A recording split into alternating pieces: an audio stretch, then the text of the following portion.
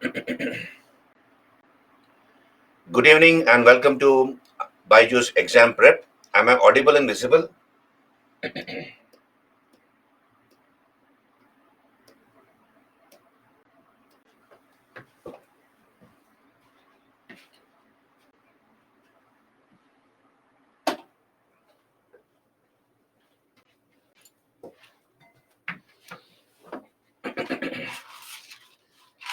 Am I audible and visible?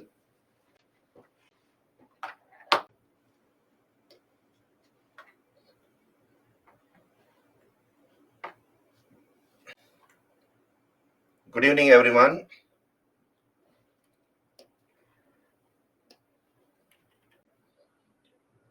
Brajneet, Simran, Roshni, Gunjan, Meshak, Anushka, Ankush. Right, so let some more people join in and then I'll begin.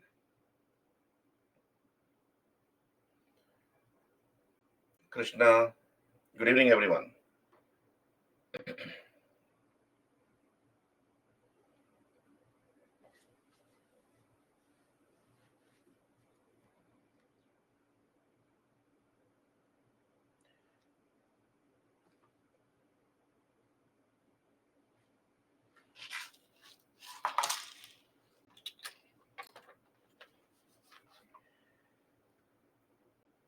Good evening. So yesterday, let's begin today's session. Arun is asking if Buddha and Ananda both ate stale pork, then why only Buddha had suffered from loose motions? Yeah, old age, Arun, less resistance. COVID is more, old people are more vulnerable to COVID, isn't it? When it happened, even now for that matter, youngsters like you are less vulnerable. So that would be the explanation, logical explanation. Yeah, Ananda had more resistance power because of he being younger than Buddha.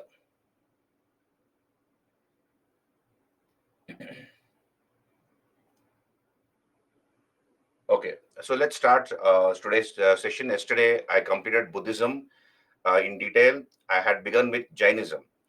So to quickly recap, Jainism was born along with Buddhism in the 6th century BC. Jainism is slightly older than Buddhism. Both Buddha and Mahavira were contemporaries, but they never met each other. Jains believe that there are 24 Tirthankaras in their religion. I have explained to you what is the meaning of Tirthankara. A Tirthankara is somebody who will show you the right path. He will show you the right path for a devotee or a follower to from birth till death. So literally, Tirthankara means ford maker or bridge builder across the stream of existence. So Tirthankara will guide that person from birth till death, so that his passage through this life is much more smoother. So that is the meaning of Tirthankara. And in Jainism, there are 24 Tirthankars. Of course, history doesn't believe the existence of the first 22 Tirthankaras. History believes that the first 22 Tirthankaras were mythological characters because we don't have any historical evidence as regards their existence on this earth.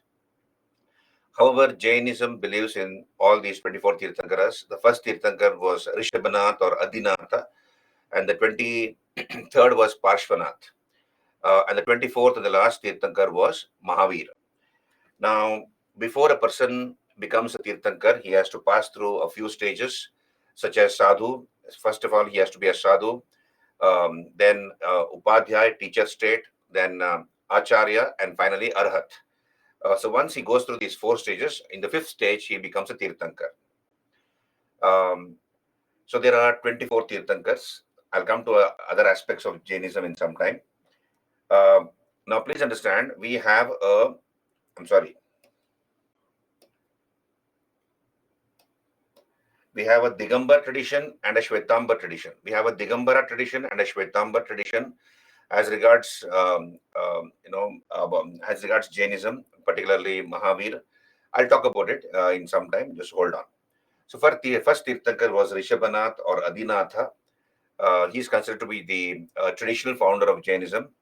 The 22nd was a person called Arishtanemi or Neminatha.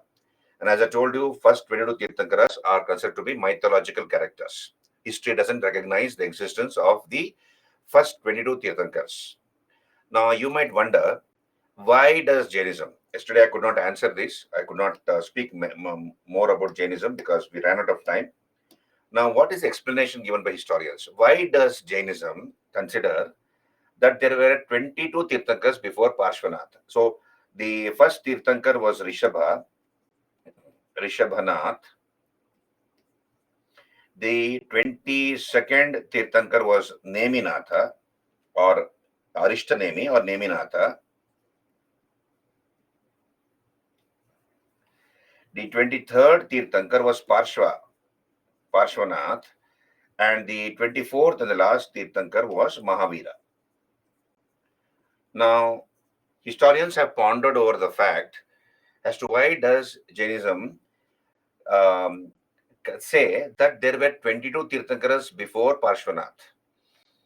Okay, so the explanation given by historians is this is to gain respectability, this is to gain antiquity, this is to gain antiquity to the religion as well as respectability to the religion. Meaning to say that our religion is very, very old. Jainism is very old. So, for these two purposes, to gain antiquity as well as respectability to the religion, um, historians say that Jainism claims that there were 22 Tirthankars before Parshvanath. So much so that when a naked male torso was found at Harappa, so when excavations were taking place as part of the Harappan civilization or the Indus civilization, and when Harappa was being excavated, a naked male torso was found of red sandstone. Uh, naked male torso, naked male torso made of red sandstone was discovered at Harappa as part of the excavations. And when this naked male torso was discovered, torso is up to the bust, up to the waist level, right? Now, when this stone sculpture was discovered at Harappa, many of the Jains said that this is nothing but one of their Tirthankaras, meaning to say that that Jainism existed even during the Harappan period. So, to claim antiquity and respectability to the religion, Jains claim that there were 22 Tirthankars before Parshvanath. This is what the historians explain. Did you understand whatever I just now told you? Both we know both Jainism and Buddhism were born in 600 BC. They were not born before 600 BC. But then Jains claim that their religion is very, very old. Even it existed even during the Harappan period and even before that, probably. Right. So for these two purposes, they claim that there were 22 Tirthankars before Parshvanath. Do you understand? This is to claim antiquity and respectability to the religion. Now we spoke about the 23rd Tirthankar. 23rd Tirthankar was Parshvanath.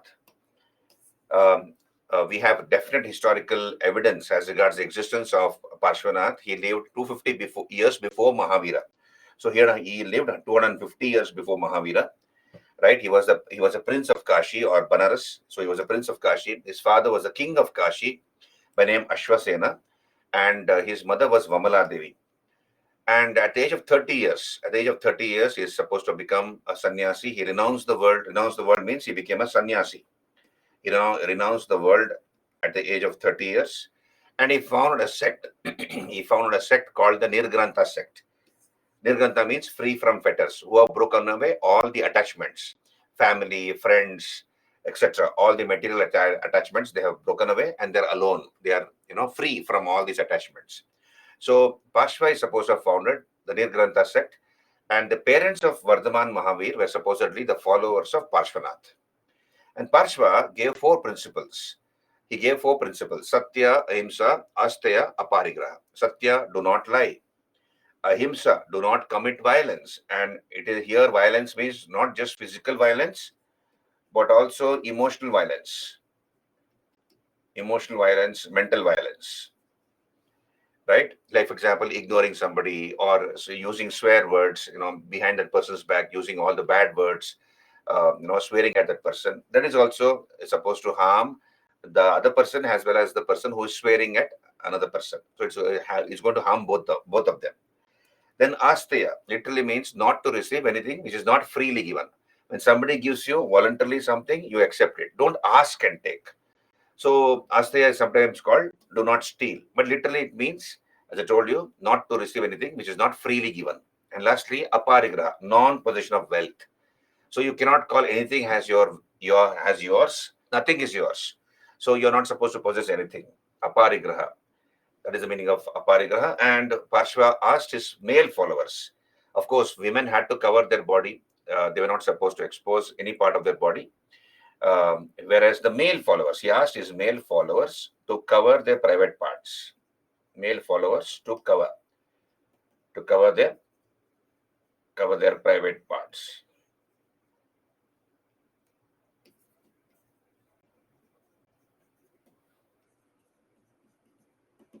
So this is about um,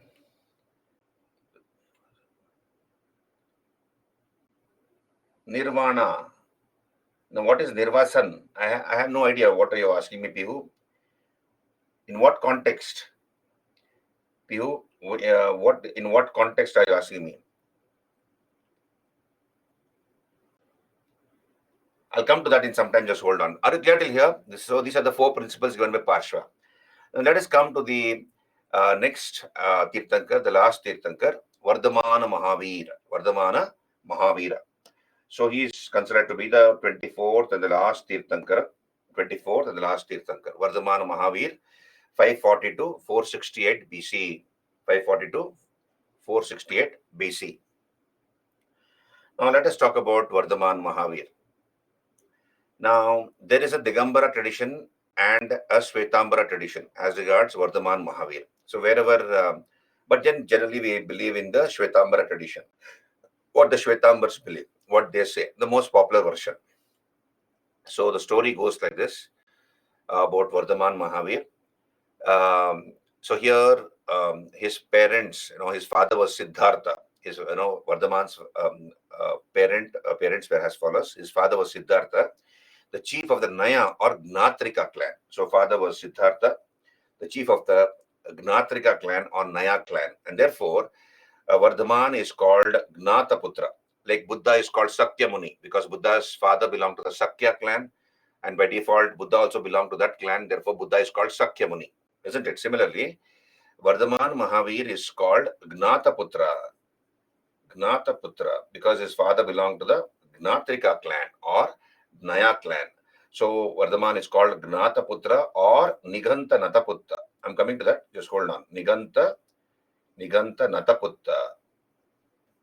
Nataputta. Niganta Nataputta. So mother was Trishala. Mother was Trishala Devi. Now look here. Understand this. UPSC had asked a question from this particular area. So his father was Siddhartha, the chief of the Naya or Gnatrika clan. Mother was Trishala Devi. And who was Trishala Devi? She was a sister of Chetaka. And Chetaka was the chief of the Lichavis. So here we have a tribe called the Lichavis. So Lichavis were a tribe. So the king of the Lichavis was a man called Chetaka. So he was a king of the Lichavi tribe. Lichavis were a tribe. Okay. And Chetaka's sister was Trishala Devi. Chetaka's sister was Trishala Devi. And the daughter of Chetaka was married to Bimbisar of Magadha.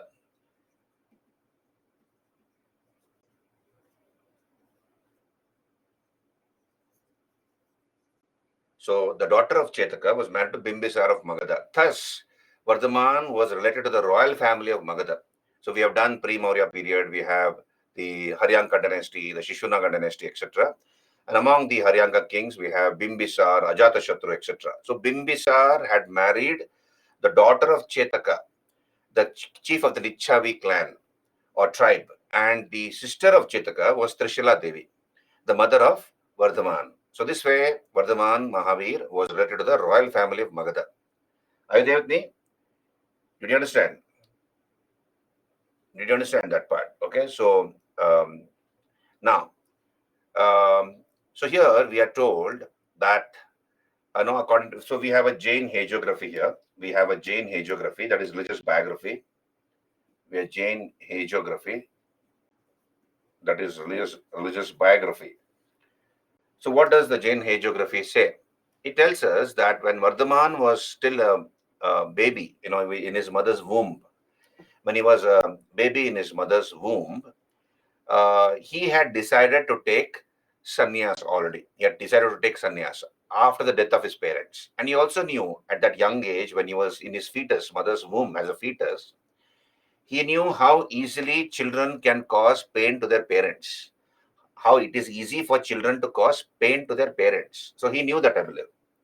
And he sat very, very still. He sat in his mother's womb very, very still. He did not shake. And then please understand, Tirthankaras have some common features. All the Tirthankaras have some common attributes. What are the common attributes which almost all the Tirthankaras share? This understand this. So they are bestowed with Avadignana. So all the Tirthankaras share what is called Avadignana. What is Avadignana? Supercognition powers. Supercognition power. What is the meaning of supercognition powers? That is, they can see distant objects. Like for example, let us say sitting in some part of South India, you can see the Himalayas. You can know as if Himalayas are in front of you. Or sitting in India, you can have a tour of America and come back. So you can see anything you want. So they are bestowed with that supercognition powers. Then they have an adamantine body. What is the meaning of adamantine body? That is, their body is like a diamond, Vajra. Their body is very, very hard, like a diamond. So these are some of the attributes shared by all the Tirthankaras, including Vardhaman. Now, when he was sitting in his mother's womb, his mother was pregnant and he was sitting in his mother's womb, he could read his mother's thoughts. He could read his mother's thoughts. And if his mother is talking to somebody, her husband or anybody else, like he could read even their thoughts. Now, he sat very, very still because if he shakes, it will pain his mother. It will cause a lot of pain to her. Therefore, he sat very, very still because at that age, as a fetus, he knew how easily children can cause suffering or pain to their parents. But then, so he sat very still. Now, then the thought came in the mind of Trishala Devi. God knows what would have happened to the baby because I'm not feeling any sensation. From the last 24 hours, I have not felt any movement within my womb, within my tummy. So when he was able to read that thought of his mother, he purposely shook his body. He maybe kicked his mother within his, sitting within her belly, and then to assure his mother that he is all right. So, did you understand what I just now told you? So he had all these attributes, even when he was in his mother's womb, and he had taken a decision. He took a decision that he will take up sannyas after the death of his parents. Did you understand? Hello? Can you raise your hands? So he was bestowed with Avadignana, adamantine body, and he had taken a decision according to Shvetambara tradition. This is according to Shvetambara tradition. Shvetambara tradition says that he had taken a decision to take up sannyas after the death of his parents. So the story goes that he was born at Kundagrama. He was born at he was born at Kundagrama near Vaishali in the Muzaffarpur district of Bihar. When he came of age, he was married to a girl called Yashoda. So his wife was Yashoda. So unless you revise, you will get confused. You remember, so what was the wife of Siddhartha's? What was the name of Siddhartha's wife? Gautama Buddha's wife.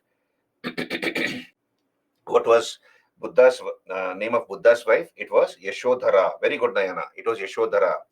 Here, his wife's name was Yashoda, and they got a daughter.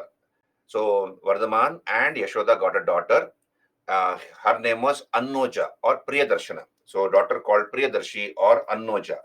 So a daughter was born to them, Annoja.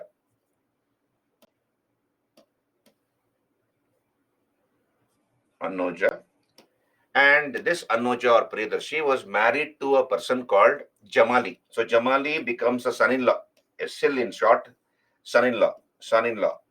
So he was a son-in-law of Vardhaman, Jamali, who also happened to become the first disciple of Mahavir. So he had a happy family. He had his parents.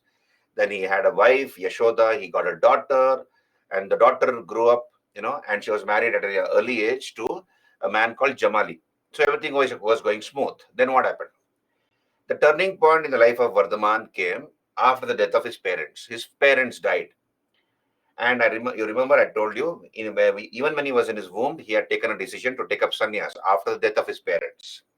So we are told after the death of his parents, according to the Shvetambara tradition, we are told that he asked his elder brother permission to take up sannyas. His elder brother was Nandivardhana.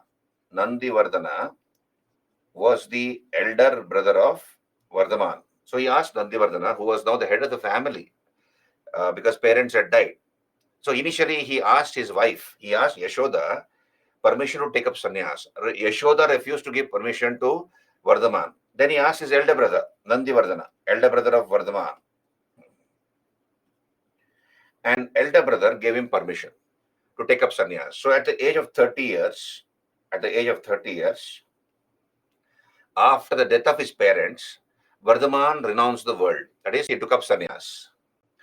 Now, this is what the Shvetambara tradition says. What does the Digambara tradition say? Digambara tradition says his parents were very much alive and he sought their permission and then he took up sannyas. And they gave permission for him to take up sannyas. Whereas the Shvetambara tradition says he took up sannyas after the death of his parents. Now, at the age of 30 years, he renounced the world. That is, he became a sannyasi.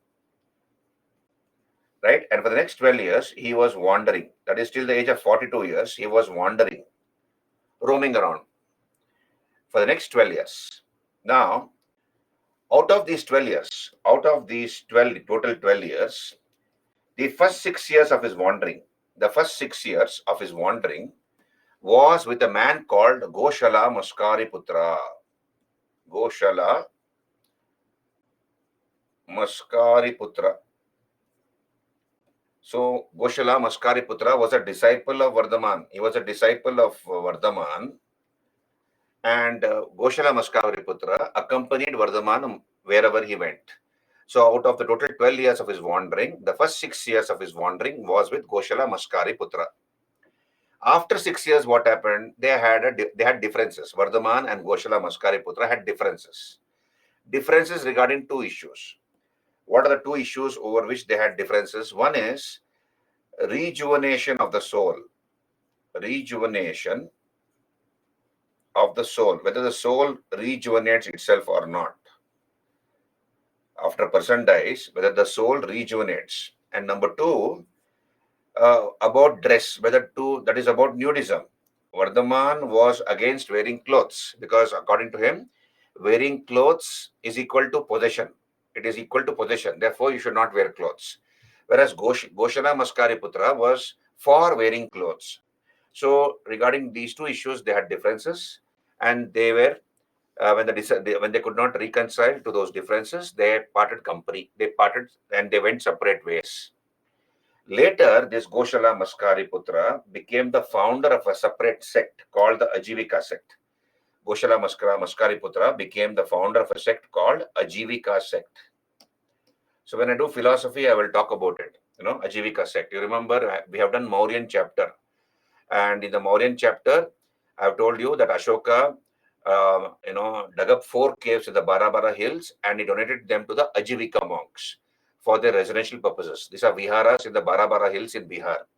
Similarly, Ashoka's grandson Dasharatha dug up 3 caves in the Nagarjuni hills, and he donated them to the Ajivika monks. So these are the Ajivika sect, the Ajivika monks. The Ajivika sect was founded by Goshala Maskari Putra. And Goshala Maskari Putra is called the earliest teacher of predeterminism. Goshala Maskari Putra is called the earliest teacher of predeterminism. What is predeterminism? That is, you cannot change destiny. Even before you're born, your destiny has already been decided for you. Therefore, do whatever you want. So that was his teaching, predeterminism, also called Niyati. Anyway, we will discuss in detail about Ajivika sect when I do philosophy topic.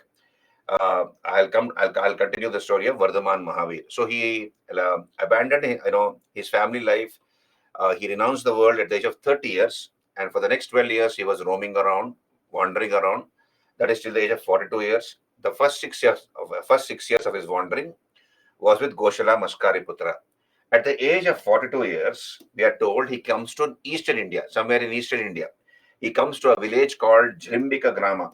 He comes to a village called Jrimbika Grama, somewhere in Eastern India. And there was a river flowing by. There was a river flowing by.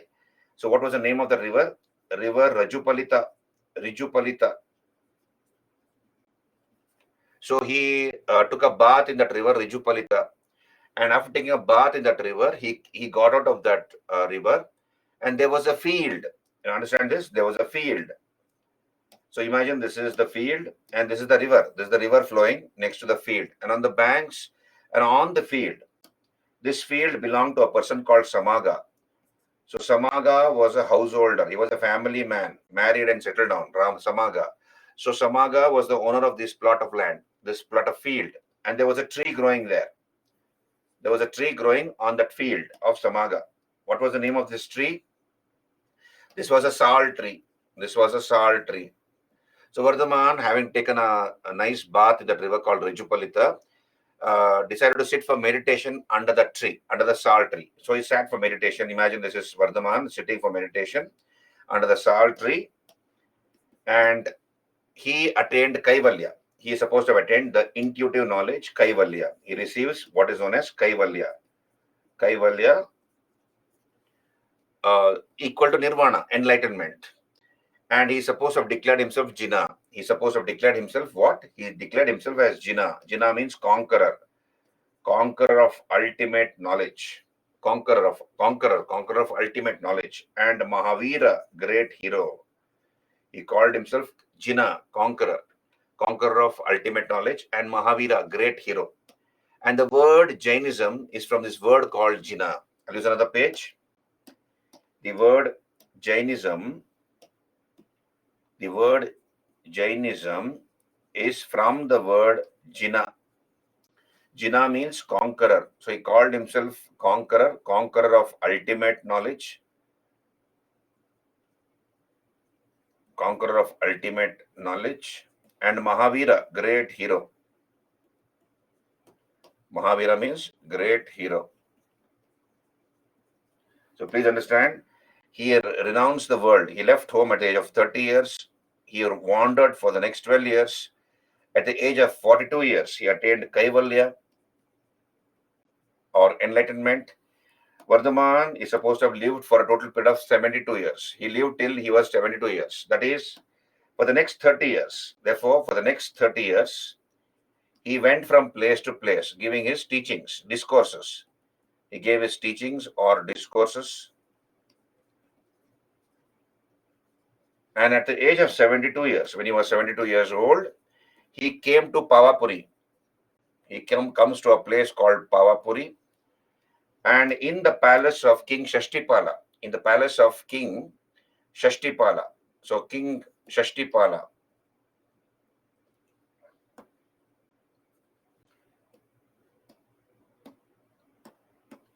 in the palace of King Shashtipala, so King Shashtipala was a king of the Mallas. Mallas were a republic.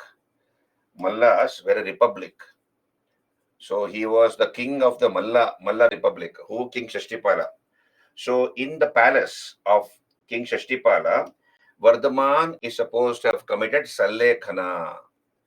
He's supposed to have committed Sallekhana, and that way he died. So he died by committing Sallekhana. What is Sallekhana? Sallekhana is voluntarily giving up food, voluntarily giving up eating food until one dies. Okay, that is called Sallekhana. So he committed Sallekhana, and the other word for Sallekhana is Santhara. Another word for Sallekhana is Santhara.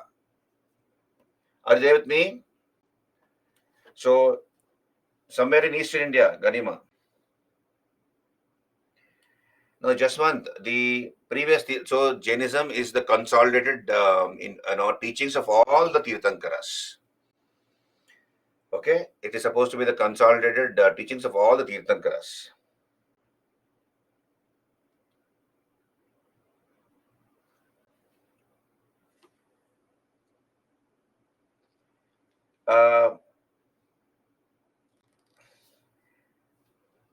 So Nayana is asking, why were other Tirthankaras and other Buddhas didn't get famous as Buddha and Mahavir? Why don't we follow their teachings and principles?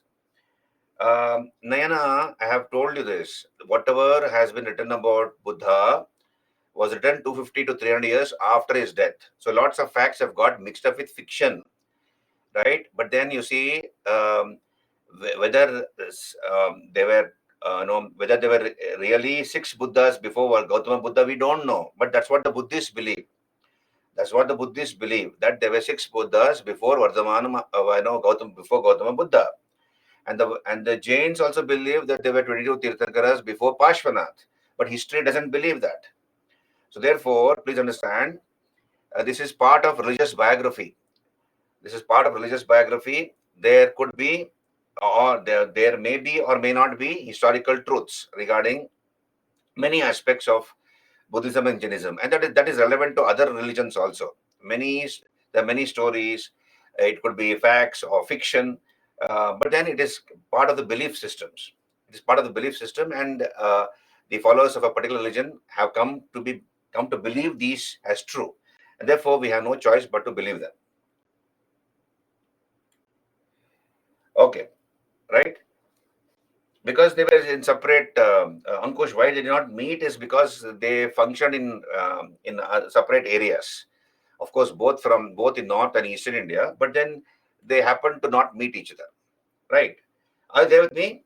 So at the age of 72 years, Vardhaman Mahavir is supposed to have committed Sallekhana. What is Sallekhana? Voluntarily giving up food.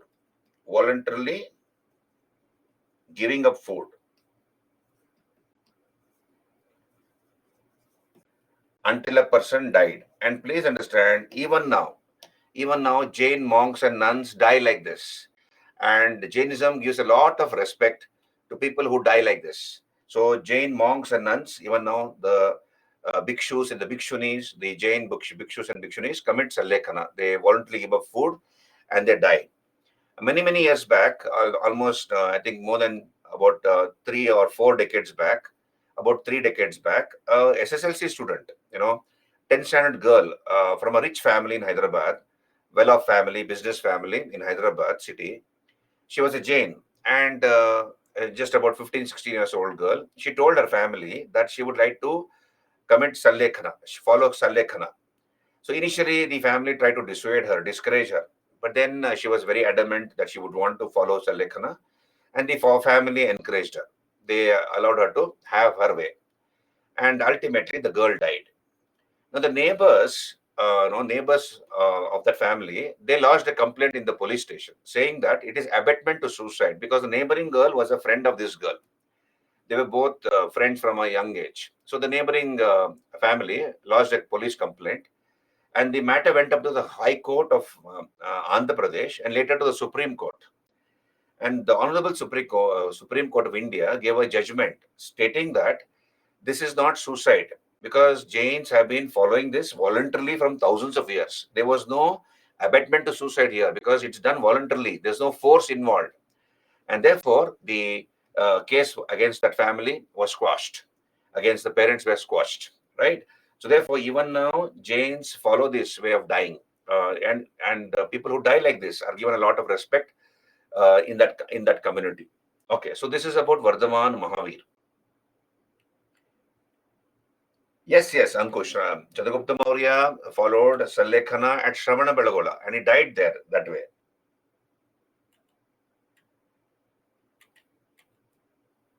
So, so I told you, Sakshi, if Jainism is given, so Jainism is the consolidated knowledge of all the 24 Tirthankaras. The word Jainism is from the word Jina.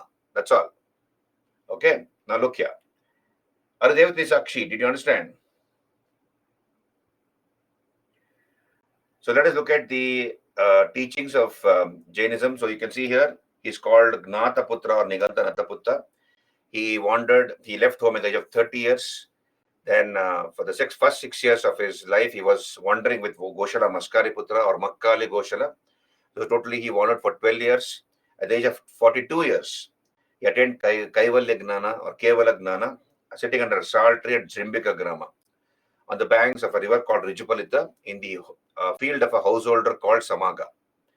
And he's supposed to have declared himself Jina. So here we have disciples giving him two titles, Kevali, that is one who had attained Kaivalya Gnana, and Jina, conqueror of ultimate knowledge, right? And he died in the palace of King Shashtipala by committing Sallekhana. Now, this is the Jain temple at Pavapuri in Bihar. This is the place where the last rites of Vardhaman were performed. So his body was burned, and you have thousands and lakhs of people who congregated to witness this particular ceremony. And once the body of Vardhaman Mahavira was confined to the flames, people picked up mud as well as ashes from that place. I believe so much of mud and ashes were taken away that even after the ashes were taken away, people continued to pick up mud, and there was a huge crater created because of that reason. And later, two temples have been built by the Jains in this spot at Pavapuri in Bihar. Now, let us come to the teachings of Mahavir and other aspects of Jainism. Now, please understand, Jainism has a religion. Jainism has a religion, believes in the existence of God. But Mahavira personally did not believe in God. I told you Jainism is the consolidated knowledge of all the 24 Tirthankaras, all the consolidated teachings of all the 24 Tirthankaras. So Mahavira personally did not believe in God. Neither did he believe that the world was created by God. So that is number one. Then he says universe is composed of matter. It is composed of matter, and it never comes to an end. It keeps on changing. It keeps on changing its form. It never comes to an end. It is composed of matter. Now, a man can get rid of his miseries, so he can attain Kaivalya. How to attain Kaivalya or salvation? That is by punishing oneself severely, by denying it food, water, and sleep, and meditating day and night. So that is called austerities. You perform the severest of austerities by punishing your body and your mind by denying food, water, sleep, and meditating day and night. So all your bad karmas will be burnt away that way. That's what Mahavira believed. He was against Vedas and, of course, sacrificial rituals, and he gave extreme emphasis on the concept of ahimsa. So ahimsa or non-violence as a concept existed even before, even before Jainism. But then Jainism gives a lot of importance to this concept called ahimsa or non-violence. And he did not believe, he was against Vedas and sacrificial rituals. Are you there with me? Okay, fine. Thank you, Pihut. Then we have the doctrines of Jainism. We have the Pancha Sutras, the 5 cardinal principles. So for the first 4 principles were given by Parshvanath. Please understand, Parshvanath had founded the Nirgrantha sect. Later, the Nirgrantha sect merged into Jainism. Nirgrantha sect of Parshvanath merged into Jainism. So the first 4 principles were given by Parshva. So we have done this. Satya, do not speak lie. Ahimsa, do not commit violence. Asteya, do not steal. Literally means not to receive anything which is not freely given. And aparigraha, non-possession of wealth. So the first 4 principles were given by Parshvanath. The 5th principle was given by Vardhaman. That is called Brahmacharya. Celibacy, remain single. No, don't marry, remain single. Celibacy, Brahmacharya. That was added by Mahavira.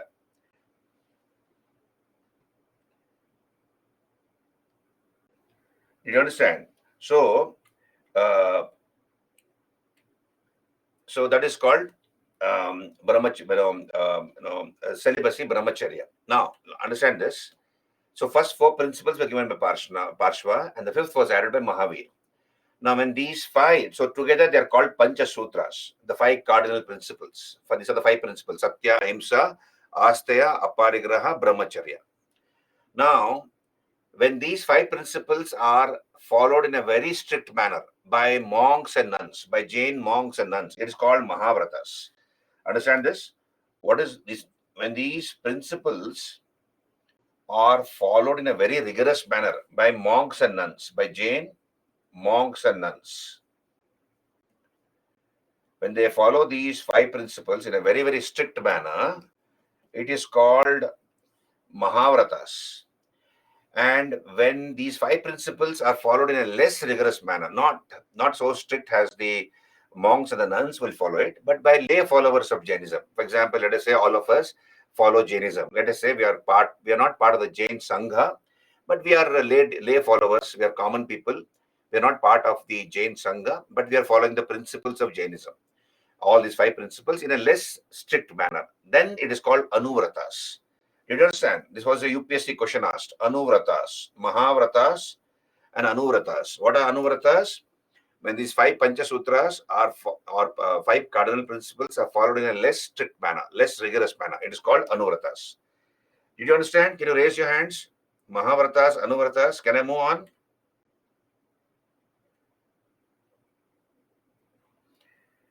Okay, thank you. Now, then we have the 3 Ratnas of Jainism. Ratnatraya, right faith, right knowledge, right action. Right faith. That's called Samyak Vishwas. That is belief in the Jain Tirthankaras and their teachings. That is called right faith. Right knowledge. Right knowledge means knowledge of eventual liberation. Everybody will be liberated. They will attain Kaivalya one day or the other. So knowledge of eventual liberation and life in all existing beings. Right? And of course, right action. Then Jainism gives extreme emphasis on the concept of ahimsa. And Jains believe that even inanimate objects like a table and a chair have life. And if you inflict injury to them, it causes pain. For example, you see, this is my mobile phone, right? This is my mobile phone. If I, hammer my mobile phone like this, if I beat the mobile phone, it will get hurt.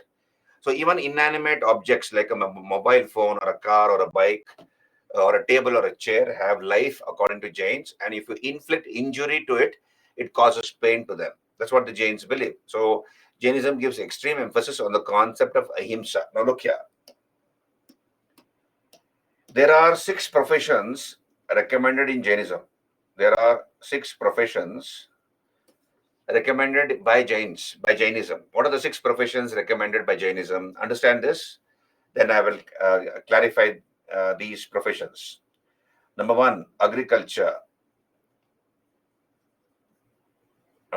Number 2, governing. Then arts. Then crafts. Then trade.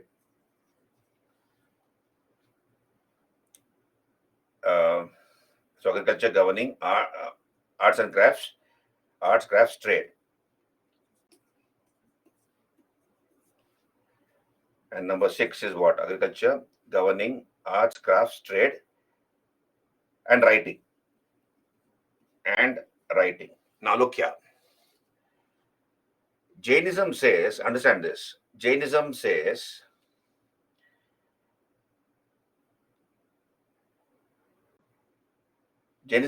that wherever there's a possibility of committing ahimsa, violence, you avoid that profession. 6 professions are recommended by Jainism, but then it says wherever there's a possibility of committing himsa, or violence, it says avoid that profession, avoid that job or profession. Because you know that if you follow that profession, you will be causing hurt. You will be causing himsa. Therefore, avoid that profession. Now, in this list here, look here, in this list, what are the professions where you can cause himsa or violence? Agriculture. Look here, agriculture. So let us say I'm a farmer, I'm a follower of Jainism, but I'm a farmer. I have to go on the fields and work on the fields. And when I'm working on the field, I can stamp ants, earthworms, etc. When I'm digging the earth, I will hurt something, some creature within the earth or on the earth. Therefore, avoid agriculture. Right? Then governing. You're a police official, you're a policeman, or you're a judge. But then in that position as a policeman and as a judge, you might have to punish somebody, death sentence, or you might have to beat up a thief or a person suspected of having robbed something. Unless you give him third-degree torture or treatment, he will not open his mouth. Therefore, you are committing violence. Therefore, avoid governing. What are the least areas where there is a possibility of committing violence, least chances of committing violence? These 4 here. Look here on your screen. These are the 4. arts, crafts, trade, and writing. But look here, everybody cannot be an artist, right? For example, let's say somebody is a born painter, naturally inclined towards painting. So he's an artist, okay, or he's pursuing some other arts. So unless he's gifted, he will not be able to pursue arts. So arts, then writing. Somebody is writing, least possibility of committing violence. But then everybody cannot become a writer. Everybody here sitting here cannot be a novelist or write many books unless you have that knowledge with you. And you also like to write and gather information, and you can present it beautifully. And you are a gifted writer. Only when you have that gift, natural talent, then you can become a writer. Crafts.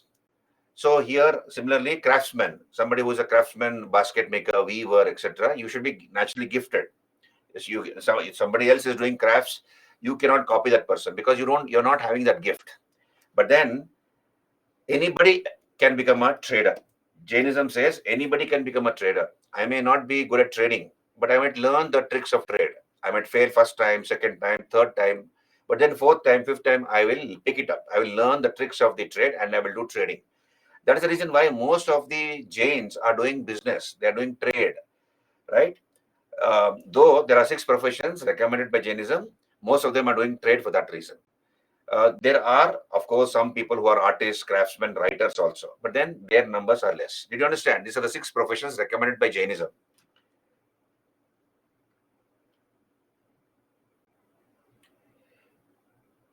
No. In Ankush, tool might break when tools when you're doing something like a pencil might break, but that doesn't mean that you have killed a particular living being, isn't it? So they say that even inanimate objects have life, and if you inflict injury to it, it causes pain to them. So they take ahimsa to an extreme level, the concept of ahimsa to an extreme level. So these are the 6 professions recommended by Jainism. We'll come to that. Jains believe even inanimate objects have life. Then gods exist. So here Jainism as a religion believes that gods exist, but their position is inferior to the Jina. First comes Jina, and then below the Jina is the god. Jainism, of course, did not give much importance to the caste system. It did not outrightly condemn it like Buddhism. Jainism did not give much importance to the caste system. Did you understand? Then it believes in karma. That is, if you do good, good things will happen to you. If you do bad, bad things will happen to you. It believes in janma, that is birth, punarjanma, rebirth. So it believes in ahimsa, it believes in karma, janma, punarjanma. Jain philosophy is called Sadvada or Anekantavada. This was again a UPSC question asked. Jain philosophy is called Sadvada or Anekantavada. What is this Sadvada or Anekantavada? Let me explain to you. This is called theory of maybe. The theory of maybe. Now look here. Now this is an hourglass. I'm trying to explain to you theory of Sadvada. What is Sadvada?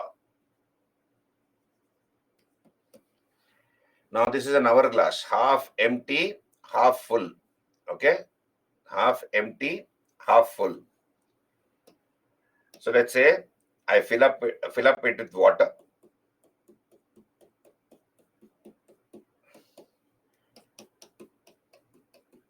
Now, so this is water. Let's say this is water, right?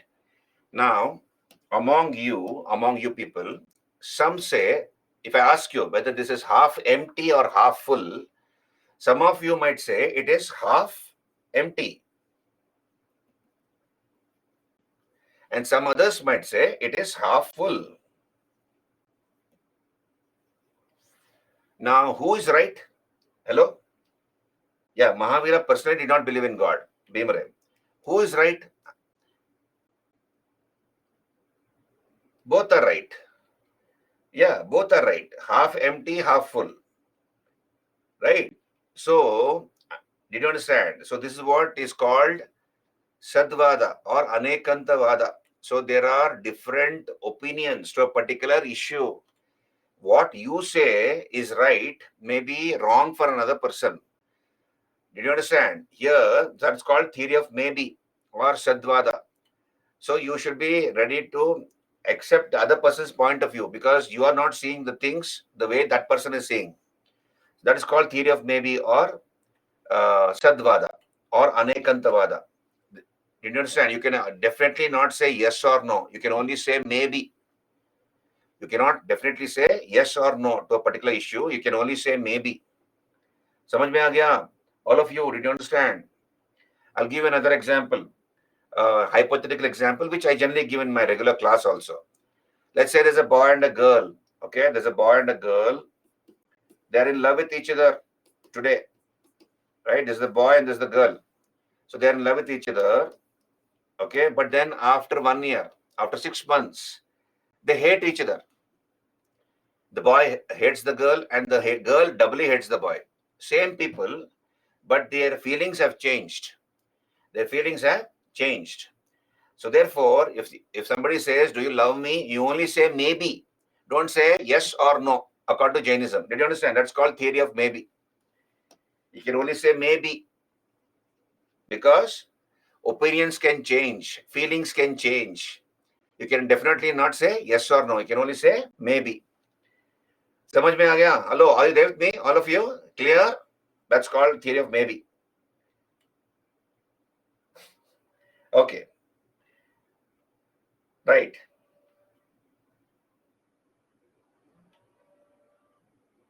Okay. Then Sanlekhana to attain salvation. Sanlekhana to attain salvation. That is the only way to attain salvation is through Sanlekhana, voluntarily giving of food until one dies. Are you there with me? All of you? Did you understand theory of maybe? So so here truth and reality are perceived differently by different people from their own different points of view, and therefore no single perception can constitute the complete truth. So you can definitely not say yes or no, you can only say maybe, because there are always another point of view. Gunjan, just hold on. Now, let me ask you a question. Can Jains eat meat? Can Jains eat non-veg? Think and answer. Ankush he is using theory of maybe. Okay, Ankush. Krishna says never. Okay. Okay, if the question, okay, now come back here. No, none of you paused here. Payal says maybe not. Oh, very smart. Okay, now look here. Now we all know that Jainism gives a lot of emphasis on the concept of ahimsa. I have asked you a very simple question, whether Jains can eat meat or not. And all of you, almost everyone has said no, no. If the answer was no, why would I have asked you this question? Did you pause and for some time think about this question instead of jumping to a conclusion? Now, this is what is there in history books. Whatever I'm telling you is from history books. Now, look here. Again, from Jain hagiography. Now, Shvetambaras, understand this. Digambaras at any cost cannot eat meat. Under any circumstances, Digambaras are not allowed to eat meat. They cannot eat meat. They're not allowed to eat meat. But Shvetambaras, understand this, Shvetambaras are allowed to eat meat under two conditions. Under two conditions. They can consume meat under two conditions. What are the two conditions? Number one, when there is a famine. When there's a famine, the rains have not happened. Rains have failed. There's a drought and people are dying. And unless you eat something, you will not survive. And you are forced to eat non-vegetarian food at that point in time because you have to survive. So during a famine, when there's nothing to eat, you can eat meat, according to Shvetambara tradition. And secondly, to get rid of a disease, to cure oneself,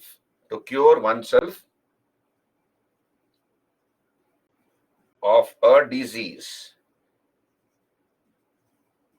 So by eating meat, by consuming non-vegetarian food, if that disease is going to go away, you're going to feel better, and you can get rid of the disease, then you're allowed to eat meat under Shvetambara tradition. Did you understand?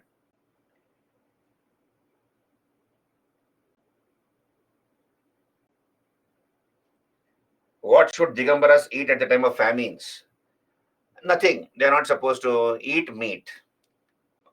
That's it. Okay, right.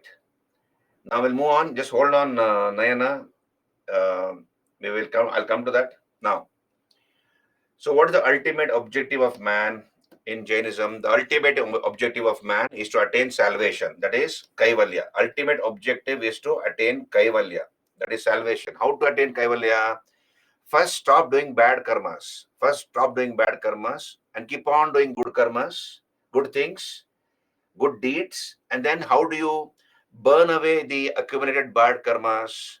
You burn away the accumulated bad karmas through austerities. That is, punishing yourself by meditating day and night, by denying food, water, sleep.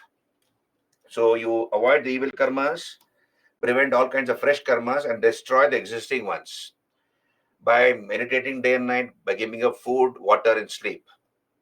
That way, you punish your body, right? So, you follow the Pancha Sutras and the Three Ratnas: Satya, Ahimsa, Asteya, Aparigraha, Brahmacharya, then right faith, right action, right knowledge. So, if you follow all these, you will attain Kaivalya. You understand? So, here Jainism is considered more of a reform movement. So, I told you it was um, it was a hodgepodge of teachings. Teachings were not systematized before Mahavira.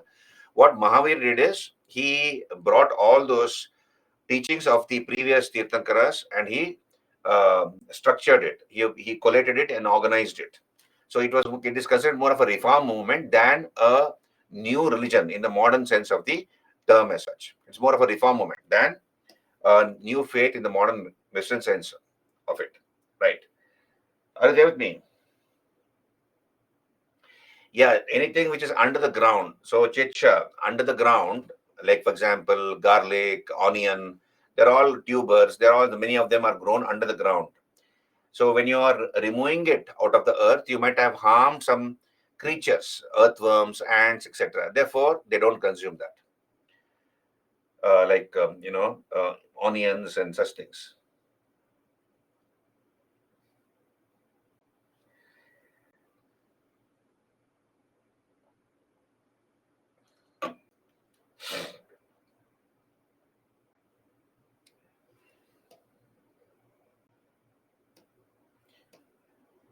Okay, now understand this. Mahavira had 11 students. Mahavira had 11 students, and even before Mahavira died. So 11 disciples of Mahavira, they are called Ganadharas. So Mahavira had 11 disciples or Ganadharas. They are called Ganadharas. Now, even before Mahavira died, 10 had died. Out of his 11 students, 10 died. 10 had died even before Mahavira died. That means only one was left. And when Mahavira died, this person who was left out of the 11 became the pontiff or the Thera of the Jain Sangha. He became the head of the Jain Sangha. He's called Arya Sadarman.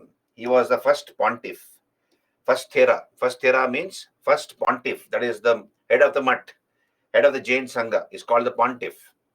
Like, the Pope is called the pontiff of the Roman Catholic Church, isn't it? The Pope is the head of the Roman Catholic Church, the pontiff of the Roman Catholic Church. Similarly, Thera means pontiff.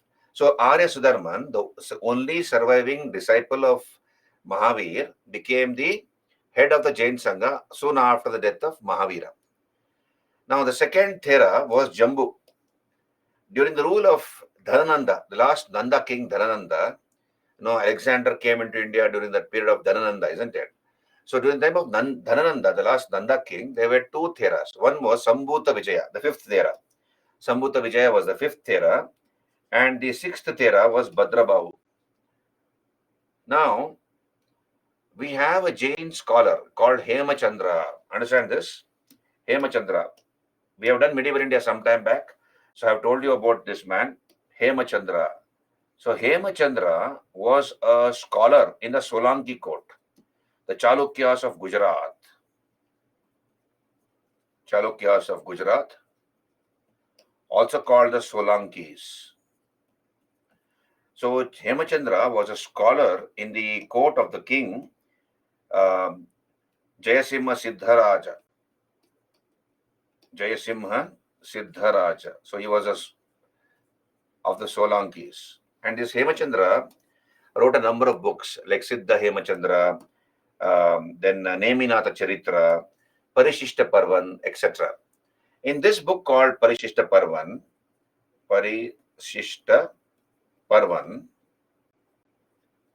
Hemachandra gives us so he was a 12th century scholar. He was operating in the 12th century AD, Hemachandra. And in this book called Parishishta Parvan, Hemachandra gives us the reasons for the split in the Jain Sangha into Digambara and Shvetambara.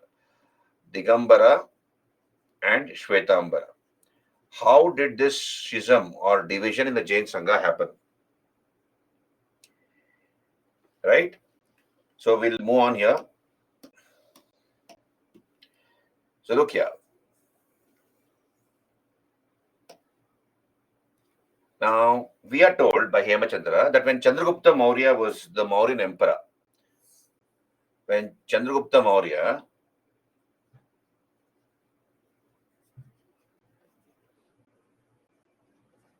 was the Mauryan emperor, there was a famine in the region of Magadha. So Pataliputra was the capital of the Magadhan kings, as you know. Pataliputra was the capital. And there was a famine in this area. There was a famine in this area. Okay, this famine is supposed to have lasted for 12 years.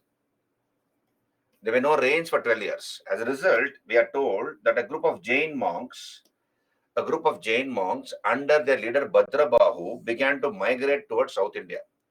So Bhadrabahu, under their leader, so some Jain monks under their leader Bhadrabahu began to migrate towards South India. So what happened is, Chandragupta Maurya also joined them. So Chandragupta Maurya, I'll write CGM in short, CGM. Chandragupta Maurya, he abdicated his throne. He gave away the throne to his son Bindusar. So he gave away the throne to Bindusar, his son. And these Jain monks came away to South India. They came away to a place called Shravana Belagola in present-day Karnataka. So we have in present-day Karnataka a place called Shravana Belagola. This is in the Hassan district of Karnataka. In the Hassan district of present-day Karnataka, there's a town called Shravana Belagola. So these monks came away to Shravana Belagola and they began to stay at Shravana Belagola. Now, all the Jain monks from the Magadha region did not come away to South India. Some monks stayed back in the north under the leader Sthulabhadra or Sthulabahu. So some monks stayed back in the north in the Magadha region under the leader called Sthulabhadra or Sthulabahu. We are told by Hemachandra in his book Parishishta Parvan that after a few years, these southern monks, the monks who had come away to Shravana Belagola, some of them went to the north. So they went to the north.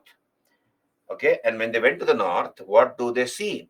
They were shocked to see that the followers of Sthulabahu had covered their private parts with white clothes. Right? So please understand here when I say nudism, when we talk about nudism as part of Jainism, nudism is only applicable to males. Only males can be nude, not females. Compulsorily, females have to cover their body with clothes. So nudism is only applicable to males. Now, Mahavir had asked his followers not to cover their body, to leave it free, because wearing clothes was equal to aparigraha, possession of wealth. Therefore, he told, no one wear clothes. But then, when the southern monks went back to Magadha region, the followers of Sthulabhadra had covered their private parts with white clothes. And the southern monks objected. They said, why are you wearing white clothes? Because you are breaking the rules laid down by Mahavir. The followers of Sthulabhadra or Sthulabahu said that we will want to wear white clothes. You cannot stop us from wearing white clothes. We want to cover our private parts with white clothes. You go to hell. This resulted in a schism or a division in the Jain Sangha into Digambar and Shvetambar. The followers of Sthulabahu came to be called Shvetambara. Shvetambara. Shweta means white clad. Shweta means white clad. They are white clad. And the followers of Bhadrabahu in South India came to be called Digambaras. Digambara means sky clad. Sky is their cloth. That means they are naked. So this is how around the 3rd century BC, the Jain Sangha got divided into Digambar and Shwetambar. And this, this story is given by Hemachandra in his book Parishishta Parvan. Did you understand? So Hemachandra gives us this story. He was a scholar in the 12th century AD. In his book Parishishta Parvan, he talks about the circumstances that led to the schism in the Jain Sangha into Digambar and Shwetambar. So please understand, around 300 BC, Jainism split into 2 sects, Digambar and Shwetambar. Right? So Shwetambaras are called white-clad, founder was Tulabhadra or Stulabahu. They are the followers of Parshvanath. So they cover their private part with white clothes. And Parshva had told his followers to cover their private parts. Whereas Digambaras are the followers of Bhadrabahu. They are the founder was Bhadrabahu, and they are the followers of Vardhaman Mahavira. So Shravana Belagola is considered to be the birthplace of Digambara Jainism. Did you understand? So Digambars were, Shwetambars are where, Digambars were, because, while I'll come to that, just hold on. Sumo, I'll talk about it, just hold on. There are some more things to talk about Jainism. I'll talk about it, just hold on. I'll answer your question, okay?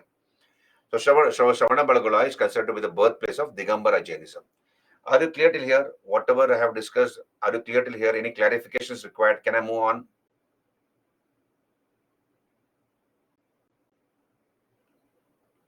Can I move on? Okay, now look here. This is the Chandragiri Hills in Shravana Belagola. On your screen, you can see the Chandragiri Hills. This is a Chandragiri Hill in Shravana Belagola. It is named after Chandragupta Maurya. This particular hill. It is named after Chandragupta Maurya. Chandragiri Hill. Named after Chandragupta Maurya. There is a gufa there. Chandragupta Maurya. There's a cave there in the Chandragiri Hill where Chandragupta Maurya used to live. And he committed Sallekhana here. And he died in this place. Right? And on top of the summit, you can see the statue of Bahubali Gomateshwara. This is a statue of Bahubali Gomateshwara. Historically, India's tallest monolithic statue. Historically, India's tallest monolithic statue is that. Historically, the tallest statue. Statue of Bahubali Gomateshwara. So you can see here, this is a statue of Gomateshwara, Bahubali Gomateshwara at Shravana Belagola. Now we have the Gangas of Talakad. Understand this? Let me tell you the story of Bahubali Gomateshwara. Who was this Bahubali? Why is he standing like this? He is depicted in a sculpture there on top of the hill there. So why is he? Who was this person? Why is he depicted like that? What is the story behind it? I'll tell you in some time. Now there was a dynasty called the Gangas of Talakad. These are called the Western Gangas of Talakad. Talakad in Mysore district of Karnataka. So there was a dynasty called the Gangas, the Western Gangas of Talakadu. And there was a king called Rachamalla IV. He ruled in the 10th century AD, 974 to 985 AD. Rachamalla IV. And there was a minister under Rachamalla IV by name Chamundaraya. So Chamundaraya was a minister under the Western Ganga king, Rachamalla IV. And he was the one who ordered the construction of this particular statue, the sculpting of the statue rather. The sculpting of the statue. And it took 12 long years to sculpt this statue. It's a monolithic statue sculpted by a team of sculptors under their chief sculptor Arishtanemi. So we have Arishtanemi, he was a chief sculptor. 12 years it took to sculpt the statue. There are 660 steps here. Understand this? There are 660 steps to climb this summit. Of course, people who are old cannot climb. So you have palanquin service also. There are people who will carry that person in a palanquin. It's a very holy place for the Jains, and Jains all over the world come to visit this place called Shravana Belagola. So they climb these 660 steps. It is gentle climb, not very difficult, and they have put railings. So I have also climbed this particular hill. Now let me tell you the story of Bahubali Gomateshwara. Who was this person? Bahubali Gomateshwara. Now look here. So the question is, who was Bahubali?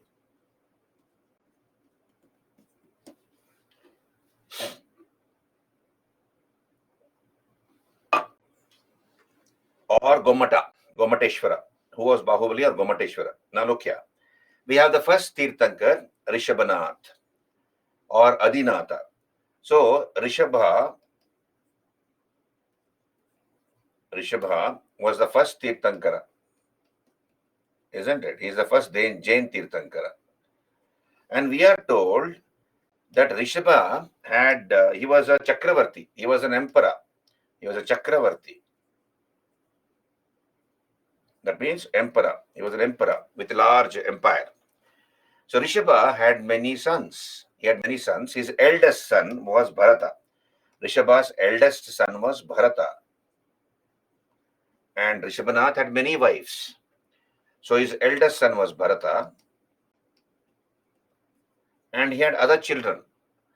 And one of his sons was Bahubali.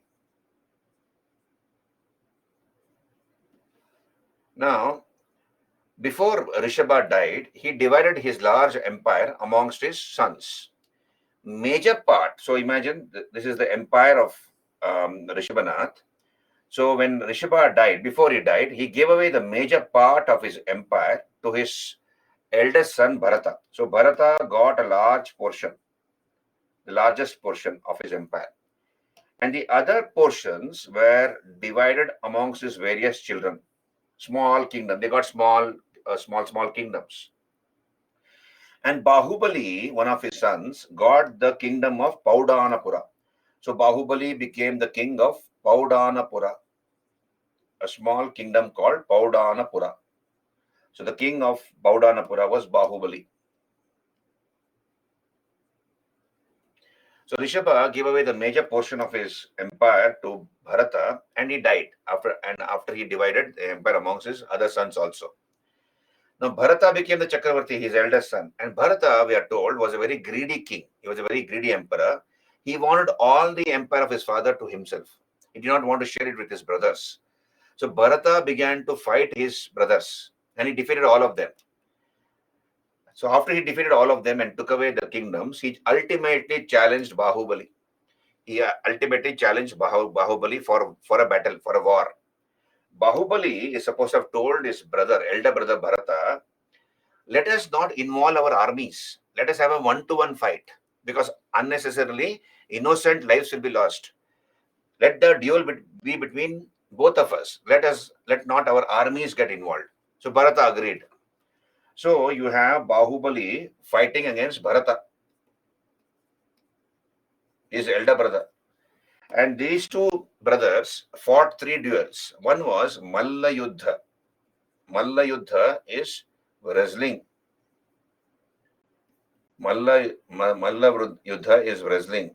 So then Jala Yuddha, throwing water on each other, and Drishti Yuddha.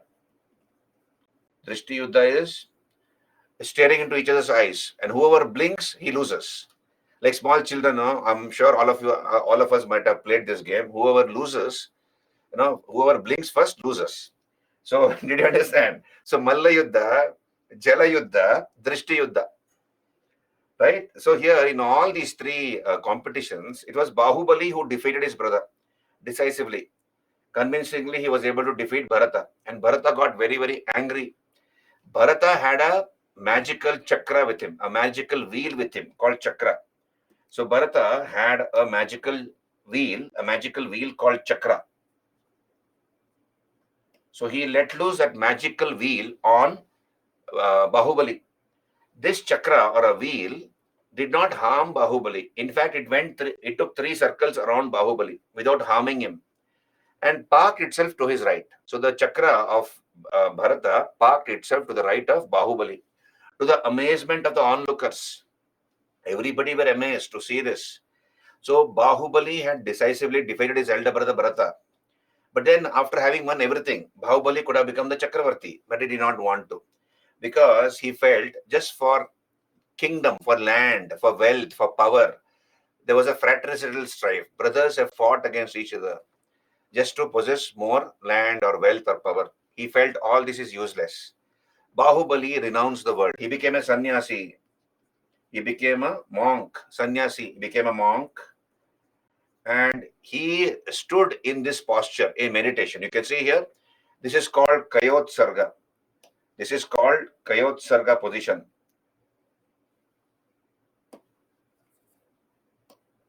So this is a yoga posture, I believe, Kayot Sarga. So he stood in this position called Kayot Sarga, and he began to meditate in a standing position. You can see his eyes are half closed. And then he went into deeper and deeper levels of meditation, so that there was an anthill which grew around his legs. You can see this is the anthill. Anthill grew around his legs. And there were also creepers. You see, creepers have grown around his leg, but he remained unfazed. And within a year, what takes people many, many years and many, many rebirths to attain Kaivalya was attained by Bahubali within one lifetime. Within a year, he attained Kaivalya. What takes people many generations, many rebirths, and many years to attain Kaivalya. So you can see even on his hands, we have creepers which have grown. So it's a very beautiful sculpture. And once in 12 years, please understand, once in 12 years since that statue was installed. When was it installed? More than 1,000 years back in 981 AD. 981 AD. It is 58 feet in height. The chief sculptor was Aristonemi. It took 12 years for this particular statue to be sculpted. It's very beautiful, very proportionate. Look at the fingers of Bahubali Gomateshwara, his legs, his hands, the contours of his body, in the stone where it is a bit depicted. There's not even a scratch on it. So once in 12 years, we have this great ceremony which takes place at the town of Shravanabelagola.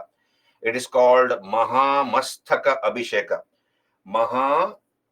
Mastaka Abhisheka, the great head anointing ceremony. Please understand, we have replicas of Bahubali, that is copies. Replicas of Bahubali are found in other parts of Karnataka like Venur, Dharmasthala, Karkala, etc. In these places where you have a replica or a model of Bahubali, Mastaka Abhisheka takes place. Mastaka Abhisheka takes place. Not Mahamastaka Abhisheka. Mahamastaka Abhisheka takes place only at Shravanabelagola. And that too once in 12 years. When was the last Mahamastaka Abhisheka which was held? It was held in 2018, February. And the next Mahamastaka Abhisheka would be held in 2030. So Jains from all over the world congregate at the town of Shravanabelagola. Digambara, Shvetambara, everybody. They all come. And they are a very progressive community. They do business. Many of them are very, very rich. So you have a ceremony which is held here. Scaffolds are put. You can see this. You have scaffolds put. There's a trust also which organizes this festival once in 12 years. The government of Karnataka also participates in organizing all law and order, etc. And then there are 1,008 kalashas, 1,008 pots. Kalash are collected.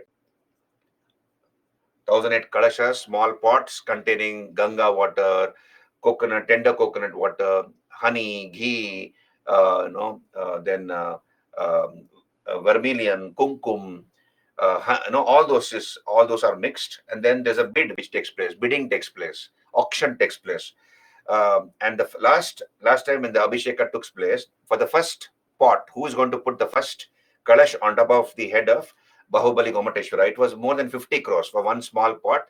Somebody bid an amount of 50 crores, and that person was given the privilege of pouring this kalash on top of the head of Bahubali Gomateshwara. So you can see here milk, honey, ghee, thousands of liters of all this is poured on the statue, and it is literally covered in all these things. You can see the picture here, and you see here monks are doing Abhisheka to his leg. So this is the statue of Bahubali Gomateshwara, and this is a story. Did you understand? Bahubali Gomateshwara. This is what is installed at Shravanabelagola. It is India's tallest monolithic statue, 58 feet in height. Historically, the tallest monolithic statue in India. Right. So in course of time, please understand, we have subsects within Jainism.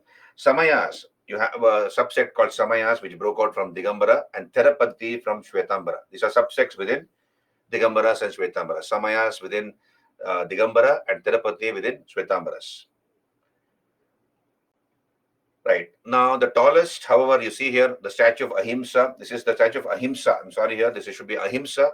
Statue of Ahimsa.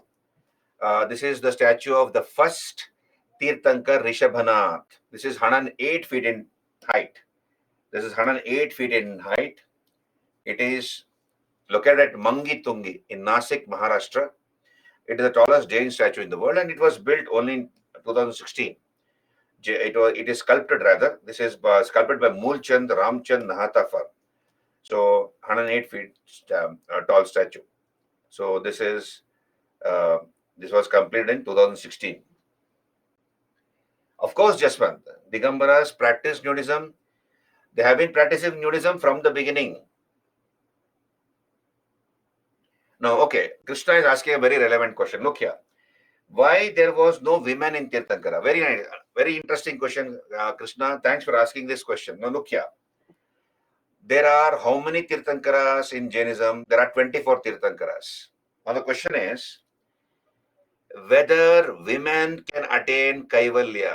Understand this, please. Whether women can attain Kaivalya. Digambara say, according to Digambara tradition, women cannot attain Kaivalya. Women cannot attain. They cannot attain Kaivalya. Why? Because they are born as women. And therefore, they are doomed.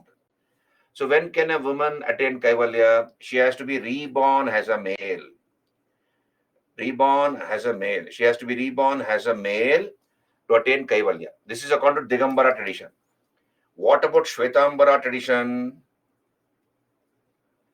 Shvetambara say women can attain Kaivalya. Women can attain Kaivalya. In fact, their 19th Tirthankara is a female. Her name is Mallinatha. Malli. But she's called Mallinatha. She's actually a female. You can see here. I'll go back to the list of Tirthankaras on your screen.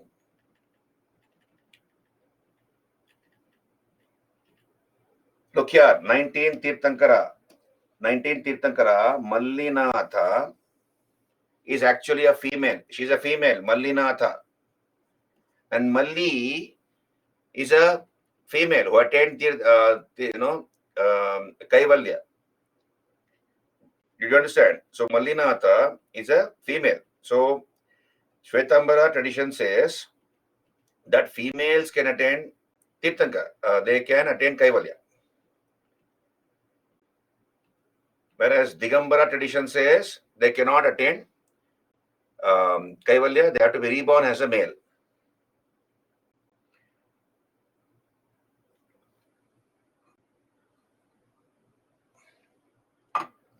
I'm not very sure about Chandraprabha. I think so. Chandraprabha is also the name of a female. So I suppose she must also be a female, Pihu. Did you understand, Krishna? So this is Digambara tradition and Shvetambara tradition. Now look here. Just hold on.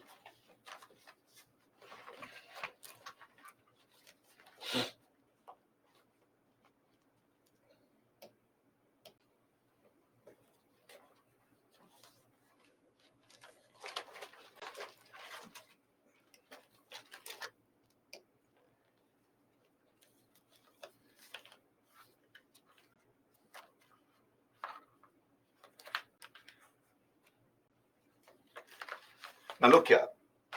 Jainism, Jain monks and nuns, it's not a very easy life for them, right? It's not a very easy life for the Jain monks and nuns. Now look here.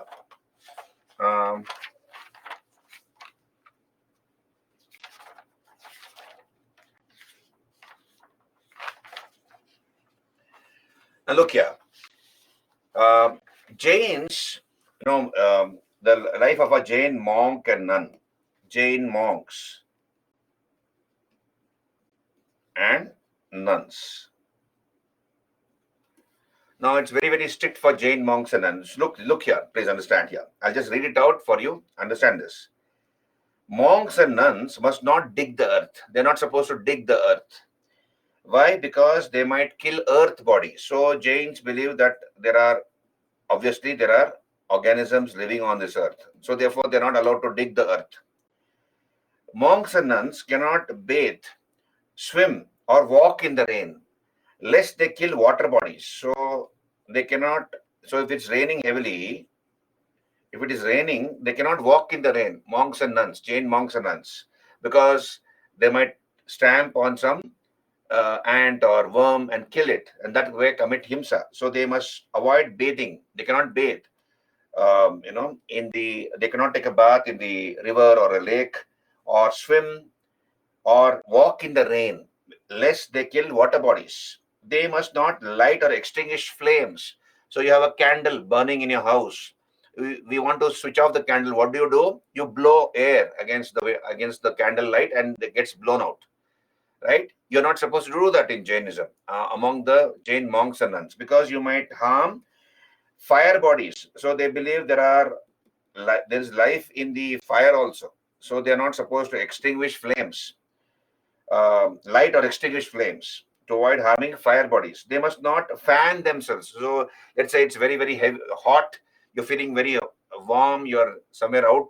So you take a paper or a piece of cloth and you do this. You're fanning yourself because you're feeling very hot and sweaty. You're not allowed to do that because you might harm air bodies. Right? Then they must try not to walk on greenery. They cannot walk on greenery, green grass, meadow. So they're not allowed to walk on greenery or touch living plants to avoid harming vegetable bodies. So vegetable bodies, they're not supposed to do all this. Now monks and nuns, please understand, they when in Buddhism, they can shave their head with a blade. So they are given also a razor, isn't it, to shave their head or face. Whereas in Jainism, particularly Digambara monks and nuns, each strand of hair is plucked from the scalp. They don't use a razor or a blade to shave. Each strand of hair is plucked from the scalp. So that's how they become bald, right? So it's a very difficult religion to follow. And one of the reasons why Jainism did not become popular is because of the extreme emphasis on the concept of ahimsa and nudism. Extreme emphasis. Buddha spoke about middle path. Avoid the extremities. Initially, he followed extremities, isn't it, Buddha? But later, what happened? Sujata gave him rice and milk. He consumed rice and milk. He got back his energy, and then he sat for meditation, and he got nirvana. So Buddhism believes in the middle path, whereas Jainism believes in extremities. So two main reasons for Jainism not becoming very popular is that one is ahimsa, extreme emphasis on the concept of ahimsa, and secondly, nudism. That is not wearing clothes, and that is not everybody's cup of tea. So that was one of the reasons as to why many of the foreigners who came to India in the post-Maurya period were attracted towards Buddhism, not Jainism, for that reason. Did you understand? So this is what I wanted to tell you. We move on. Two Jain councils took place after the death of Mahavira, much, much later actually. So we have in the beginning of the 3rd century BC, the first council took place at Pataliputra. The president was Stulabhadra or Stulabahu. And what happened, please understand, the teachings of Mahavira were contained in books called 14 Purvas. So teachings of Mahavira were contained in 14 Purvas. By the time the first council took place, these 14 Purvas had been lost. Therefore, people who had read the 14 Purvas recollected whatever they lost, whatever they had read, and they were reduced to 12 Angas. So in the first council, the lost 14 Purvas were reduced to 12 chapters called Angas, 12 Angas. Then the second council took place in the 5th century AD, right, at Vallabhi in Gujarat. The president was Devaradik Shramasramana. And the result was the 12 Angas were further reduced to 12 Upangas or 12 sub-chapters. These are the two results. And please understand, both these councils were boycotted by the Digambaras. Basically, these are two councils boycotted by the Digambaras. It was only attended by the Shwetambaras.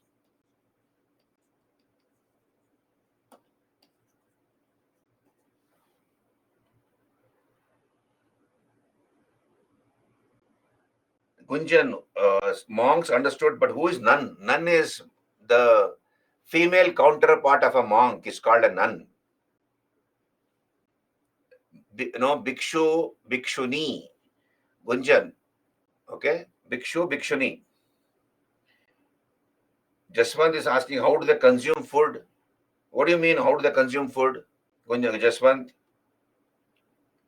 like the way we all of us consume from our mouth. So, is there any other answer you are looking for, Jaswant? Probably you did not frame your question properly. Food bodies. No. They will consume vegetarian food. They will consume food, vegetarian food, obviously, right? Though they are not expected to work directly on the field, because to avoid harming, what do you call, vegetable bodies.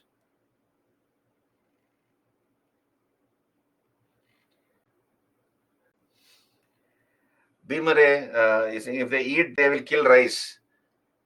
No. How do you say that, Bimare? I mean, jokes apart, no, it's not that they're directly eating from the paddy field, isn't it? They are cooking the rice and eating, and somebody else has done the agriculture. They're only buying it and eating it. So therefore, it's not violence.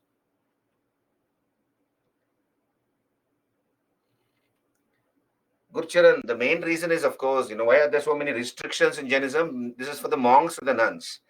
It's very difficult because they have to avoid committing himsa, voluntarily committing himsa, violence. That's the main reason. Now, let me move on. There are many more things to cover here. So focus, please. So we have Kalpa Sutra. So Kalpa Sutra was a book written by Bhadrabahu. This is meant for the Digambaras. It was written in Prakrit language. So it is considered to be a very important book after the 12 Angas. After the 12 Angas, this is the most important book. The Kalpa Sutra, written by Bhadrabahu. It is divided into 3 parts. The Kalpa Sutra, Jina Charita, the biography of 24 Tirthankaras, Theravali Charita, the biography of 11 Ganadharas, the students of Mahavira, Ganadharas, you remember? 11 disciples of Mahavira, 11 students of Mahavira, and Samachari, religious code of conduct, how Jains are supposed to conduct themselves. So all this is there in the Kalpa Sutra written by Bhadrabahu. Now, a number of kings, merchants, traders were responsible for making Jainism very, very popular. Of course, Chandragupta Maurya, CGM in short, Chandragupta Maurya. Chandragupta Maurya, he was converted to Jainism by Bhadrabahu, and he went to Shravana Belagola and committed Sallekhana there. We have the Jain king of Kalinga, the Chedi dynasty or Cheta dynasty, which ruled Kalinga or Orissa after the decline of the Mauryas. So Kharavela of Kalinga, so he convened a Jain council at Kumaragiri in 161 BC. His aim was to unite the two sects within Jainism. He wanted to unite the Digambaras and Shwetambaras, but this effort of Kharavela was a failure. Then Suddharaja Kumarapala of Gujarat, they were patroness of Shwetambara Jains. The Rashtrakutas of Karnataka were the last great patrons of Jainism. We have Amogha Varsha, who wrote Ratnamalika, and his court poet Sri Vijaya wrote Kaviraja Marga. So these two books, Ratnamalika and Kaviraja Marga, are two books on Kannarasi, that is Kannada written in the Prakrit form. Kannada, these are written in Kannarasi, that is Kannada written in Prakrit form. You have various stages through which many languages have developed, including Kannada. So earlier you have a Prakrit version of Kannada, that's called Kannarasi, Kannada written in Prakrit form. So Jainism lost its popularity mainly because of its extreme emphasis on ahimsa. That was the main reason why it did not become very popular. Jainism is only confined to a few pockets of India, whereas Buddhism became a world religion, right? So it was soon assimilated by Brahmanism and lost its identity. So let us look at the contributions of Jainism. We have development of local languages, basically Prakrit. So I told you we have Prakrit was the Desha Bhasha. Prakrit has two dialects, Pali and Ardhamagadi. So Vardhaman Mahavira used the Ardhamagadi dialect of Prakrit, the Ardhamagadi dialect of Prakrit. So basically, local languages were developed or encouraged by the Jains. Mahavira taught in Ardhamagadi. All Jain scriptures are in Prakrit language. Bhadrabahu wrote Kalpa Sutra for the Digambaras in Prakrit. Then we have Kannarasi, that is Kannada written in Prakrit form. Shuraseni, that is Marathi written in Prakrit form. They were all developed by the Jains. We have Jains, they were the first to develop cave temple architecture. They were the first to develop it. Jainism is slightly older than Buddhism, so therefore, they were the first to develop cave temple architecture. For example, we have cave temples at Khandagiri and Kumaragiri in Orissa, Indragiri and Chandragiri in Shravanabelagola, and Badami in Karnataka. So these are all Jain spots, Jain pilgrimage sites. Then Jains also built a number of basadis or guchas. Jain temples are called basadis, also called guchas. And the best example of a Jain temple is the Dilwara temple at Mount Abu, built by Bhima the first of the Solanki dynasty. And Jains were also the first to develop Indian sculpture. The best example is the statue of Bahubali Gomateshwara at Shravana Belagola. That's the best example of Indian sculpture. Okay, so this is about Jainism. Now, Rashtrakutas were Jains, Krishna. We have done this. Rashtrakutas patronized Jainism. Okay, very good, Bhimare. Bhimare says he has seen some Digambaras in Manyaketa. Fine, Bhimare. Good luck to you. I hope you have their blessings. Okay, we move on. Can we answer the questions on Jainism?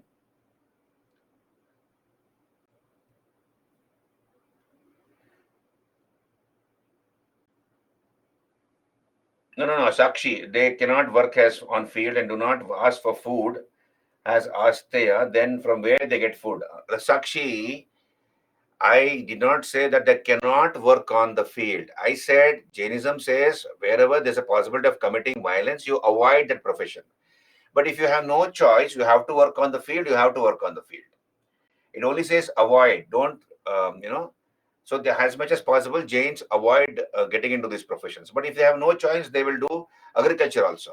Because they eat plants, they eat vegetarian food, which is grown from plants.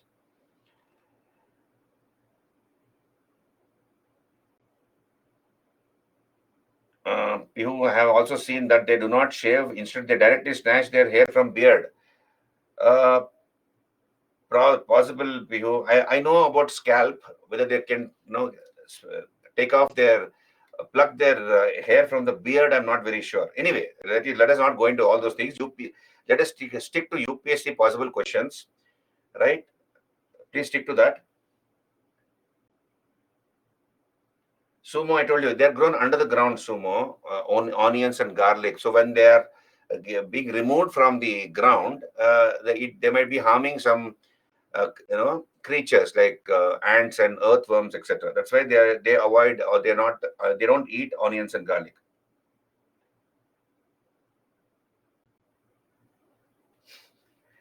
Okay, Bhimare, jokes apart, let us come to the questions, please. There are a lot of things to cover. Now look here, the concept of Anuvrata was advocated by whom? Concept of Anuvrata was advocated by whom? So what is Anuvrata? First of all, what is Anuvrata? Mahavrata, Anuvrata. When the Panchasutra, Satya, Ahimsa, Asteya, Aparigraha, Brahmacharya is followed in a very strict manner by monks and nuns, by Jain monks and nuns, it's called Mahavrata. And when it is followed in a less strict manner, less rigorous manner by lay followers of Jainism, it is called Anuvrata. So concept of Anuvrata was advocated by Jainism, obviously. Thank you, Ankush. Very good. Bhimare also has answered rightly. Less strict. Okay. Then look at the question. Next, second question, 2000 question. Asked in the year 2000. Assertion. The emphasis of Jainism on non-violence prevented agriculturists from embracing Jainism. Okay, prevented agriculture from embracing Jainism. That is right. Reason, cultivation involved killing insects and pests. So both the statements are correct. And R explains A. Answer is A. 2003 question. Vardhaman Mahavira's mother, look at this question, please. That's why I have told you the story. Vardhamana Mahavira's mother was the daughter of Lichavi chief Chetaka. First statement, is it yes or no? Madhuri says yes. Wrong, Madhuri. Sudhanshu is right. Garima is right. Sakshi is right. Others are right. Very good. So she was Vardhaman's mother was the sister of Lichavi chief Chetaka, not daughter. Chetaka's daughter was married to Bimbisar. Then Gautama Buddha's mother was a princess from the Kosharan dynasty. Yes or no? Yes. Pashvana, the 20th Tirthankar, belonged to Banaras. That is also right. So 2 and 3 are correct. How many statements are correct? They are asking. 2 and 3. C is the answer. Now, do you understand why I tell you stories? Hello? Relevant from the exam point of view. They have asked questions. That's why I'm telling you stories. Otherwise, I'll not be wasting my time. Okay, now move on. 2004. With reference to ancient Jainism, which one of the following statements is correct? They're asking about ancient Jainism. Underline the keywords. They're asking which are correct. Jainism was spread in South India under the leadership of Stulabahu. Yes or no? No. Very good, Sudhanshu. Answer is no. Very good. Easy. The Jains who remained under the leadership of Bhadrabahu were called Shvetambaras after the council held at Pataliputra. Yes or no? Second statement. Wrong. Dravid, you're wrong. Jains who remained under the leadership of Bhadrabahu were called Digambaras, not Shvetambaras. Jainism enjoyed the patronage of the Kalinga king Kharavail in the 1st century BC. That is right. So we have already found the answer because we can only have one answer. They're asking which statement is correct. We have already found the answer. But anyway, we'll look at the 4th statement also. In the initial stages of Jainism, the Jains worshipped images like Buddhists. Wrong. Okay, we move on. Anekantavada. What is Anekantavada? Theory of maybe. Is a core theory and philosophy of which one of the following? 2009. Answer is Jainism. Theory of maybe. Anekantavada. Sadvada or Anekantavada. Very good, Krishna. Next, 2009. Mahamastakabhisheka. A great religious event is associated with and done for who of the following? Obviously, Bahubali. Look at other choices. Buddha, Mahavira, Nataraja. Mahamastakabhisheka only done for Bahubali. Then 2011 question. The Jain philosophy holds that the world is created and maintained by universal law. That's the answer. Not universal truth, universal faith, universal soul. No, by universal law. God did not create the universe. It is composed of matter and it keeps on changing its form. That is called universal law. 2013 question. Which of the following statements are applicable to Jain doctrine? The surest way of annihilating karma, getting rid of karma, is to practice penance. Yes or no? Yes. No, meditate, punish your body by doing penance. That is, meditate by denying food, water, sleep. Every object, even the smallest particle, has a soul. Yes or no? Yes. Karma is the bane of the soul and must be ended. Yes. Select the correct answer, all the 3. 1, 2, and 3 is the answer. Next. With reference to the religious practices in India, the Stanakavasi sect belongs to what? 2018 question. It belongs to Jainism. Stanakavasi. So Stanakavasis, I have given the answer here. You see, it's a subsect of Shvetambara Jainism. Stanakavasi is a subsect of Shvetambara sect of Jainism. They're also called Dhundiya. So they perform religious duties at a secular place, such as a monk's meeting house or Stanak. So instead of going to a temple, they'll perform religious duties at a secular place, a neutral place, something like a monk's abode. That's called a Stanak. And they reject image worship. Unlike the Shvetambaras believe in image worship, they reject image worship. So all the details are here about Stanakavasi. Please go through it. So it is a subsect of Jainism.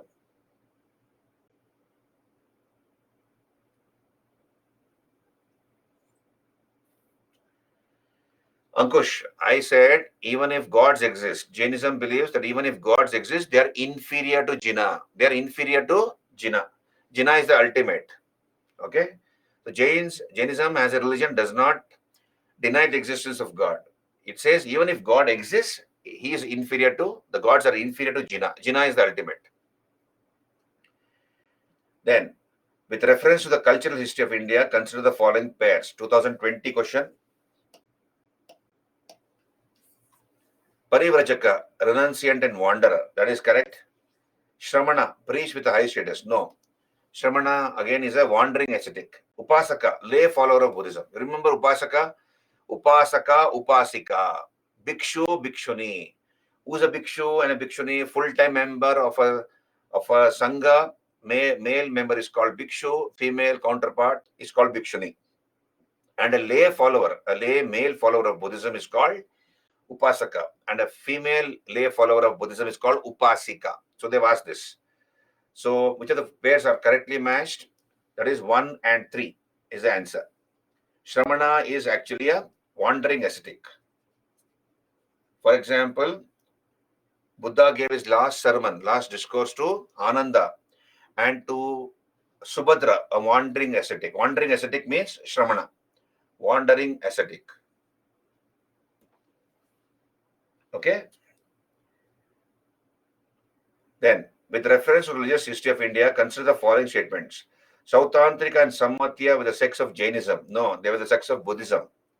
Sarvastivadin held that the constituents of phenomena were not wholly momentary, but existed forever in a latent form. This is correct. Which of the statements are correct? Only 2 is correct.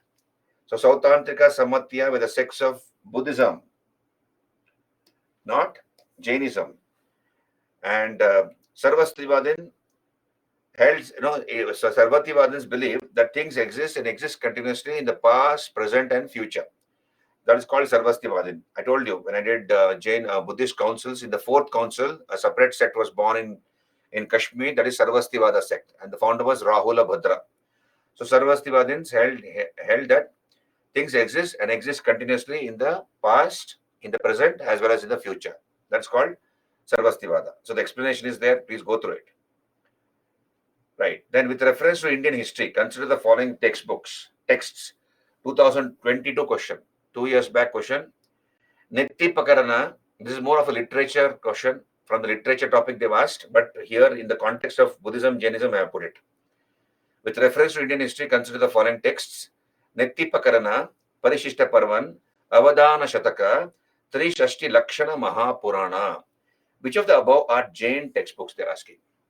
So the answer is Parishishta Parvan and Trishashti Lakshana Mahapurana. These 2 are Jain textbooks. Netti Pakarana and Avadana Shataka are Buddhist books. So you see a Netti Pakarana. This is supposed to be a book which was taught by Kachana, a disciple of the Buddha. So it was approved by the Buddha, it was taught by Kachana, and he recited the Netti Pakarana in the first council, I believe. Parishishta Parvan, we have already told you, written by Hemachandra. This is the book which talks about the schism in the Jain Sangha into Digambara and Shvetambara. Avadana Shataka, basically 100 glorious deeds, are Jataka stories. Jataka stories are basically Buddhist stories, the 550 previous births of the Buddha. Avadana Shataka. Shataka means 100. And Trishashti Lakshana Mahapurana was written by Jinasena during the Rashtrakuta period. He was the chief religious preceptor of Amogha Varsha, the greatest of the Rashtrakuta kings. He was his religious guru, who Jinasena, who wrote Trishashti Lakshana Mahapurana. Okay, you can refer to the Rashtrakuta topic, PPT. I have given there. You have made a chart. You refer to the king, Amogha Varsha, Nrupatunga, Sarva or Sarva. In that PPT, I have given you the chart. Various scholars patronized by Amogha Varsha. And in that, I have mentioned Trishashti Lakshana Mahapurana, written by Jinasena, the chief preceptor of Amogha Varsha. Did you get me that? Wandering ascetic is who is going from place to place. Wandering is not stationary in one place. Bhimare. Okay, so this is about Jainism and Buddhism. Buddhism and Jainism.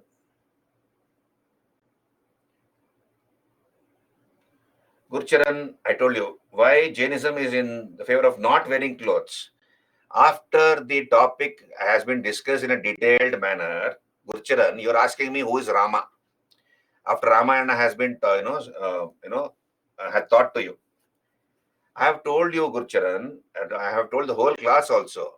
Vardhaman Mahavira felt that wearing clothes is equal to possession, aparigraha. Gurcharan, have you joined the class just now? Are you sitting from the beginning? You look here. I'll go back to the teachings of Mahavir. Look here on your screen. Look at the teachings of Parshvanath. Okay? Look here, Gurcharan. What did Parshvanath say? Aparigraha, non-possession of wealth. You cannot call anything as your own. That is called aparigraha, right? And Vardhaman said wearing clothes is equal to possessing wealth. Therefore, don't wear clothes. समझ में आ गया Gurcharan? Hello, can you please raise your hands, Gurcharan? Hello? Okay. Okay. So, we have two more topics to do. That is Bhagavatism and Shaivism. So, we'll go for a 10 minutes break. Let's go for a 10 minutes break and come back. Hello? Is it fine?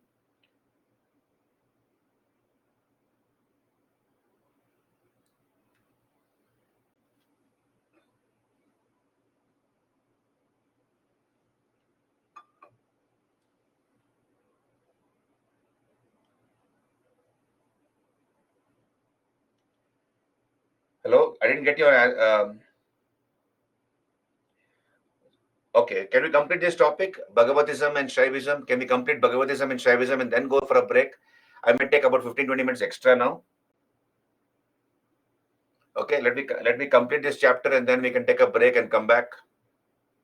Is it fine, all of you? Okay, others, everybody says yes. Okay, good. Now let's come back. Okay, Bhagavatism. What is Bhagavatism? Understand this? What is Bhagavatism? Bhagavatism, understand this, please.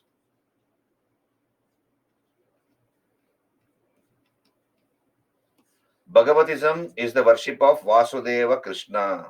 It is the worship of Vasudeva Krishna. Bhagavatism is the worship of Vasudeva Krishna. Right? The word Bhagavatism is from the word bhaj. Bhaj means to adore. Adore, to adore. Now, Bhagavatism has three concepts. Understand this? It has three concepts. One is bhakti. What is bhakti? No, pure devotion, unadulterated devotion, pure devotion to a chosen deity. That's called bhakti. Number two, prapatti. Prapatti is total surrender to God. And number three, nishkama karma. Nishkama karma. What is nishkama karma? That is worshipping God without any selfish motive. Worshipping God without any selfish motive.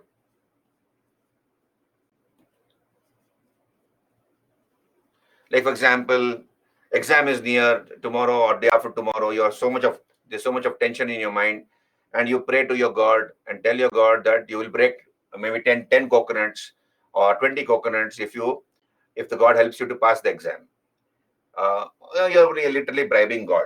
So, like that. That's called nishkama karma. Nishkama karma is worshipping God without any selfish motive.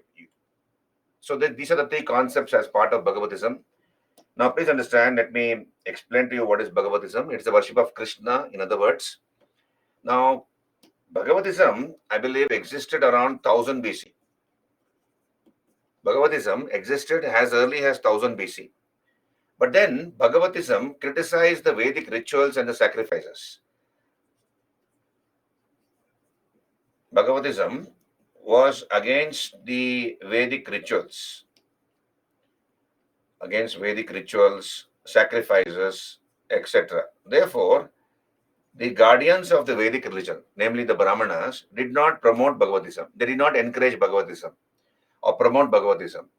But in the 6th century BC, understand this, Buddhism had become very, very popular. Buddhism had become very popular, and a number of Shudras were converting themselves to Buddhism. And there was a danger to the Vedic religion. Therefore, it was thought prudent to revive Bhagavatism. It was thought prudent to revive Bhagavatism around the 6th century BC. So Bhagavatism was revived. What was the reason why it was revived? Because according to folklore, Krishna belonged to the Yadava community, that is cowherd community. Krishna, according to folklore, was a cowherd. Yadav, Yadav. Yadava means cowherd community. And that way, he was closer to the lower caste. He was closer to the lower caste that way. So they revived the worship of Krishna and they brought in the concept of bhakti. So the Brahmanas told the people that you just close your eyes. You close your eyes and pray to Krishna. You don't need to offer anything. If you can offer, you offer a leaf, maybe a flower, maybe a fruit, or some water. If you don't have anything to offer, don't offer anything. You just close your eyes and with with a pure and a clean heart, just pray to Krishna. And if you're able to win his grace, he will give you whatever you want, including moksha. So this teaching as part of Bhagavatism seemed to be very, very easy and simple to follow. Because by this time, in course of time, Buddhism and Jainism had become complicated. There were a number of rituals and ceremonies which engulfed Buddhism and Jainism. Whereas Bhagavatism was easy to follow. It was made very, very simple. And so people began to worship Krishna. And Krishna worship became very, very popular. Because here it was devoid of any mantras, rituals, sacrifices. You just have to close your eyes and pray to Krishna. And if you're able to win his grace, his blessings, he'll give you whatever you want. So a number of foreigners, including the Shudras, began to worship Krishna.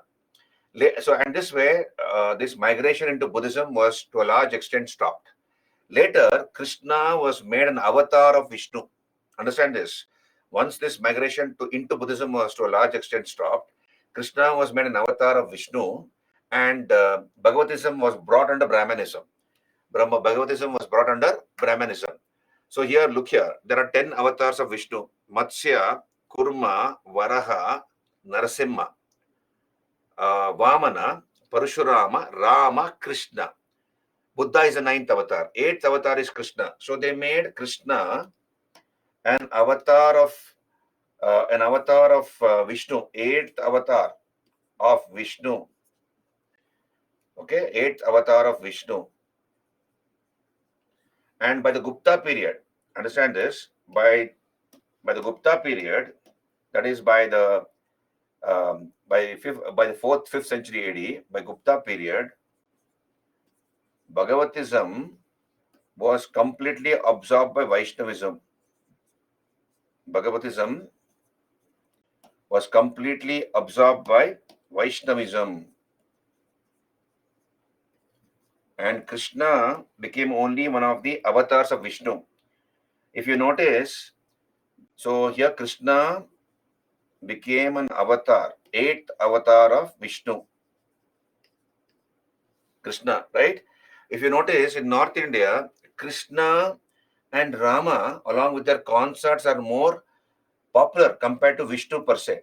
Krishna with his consort Radha,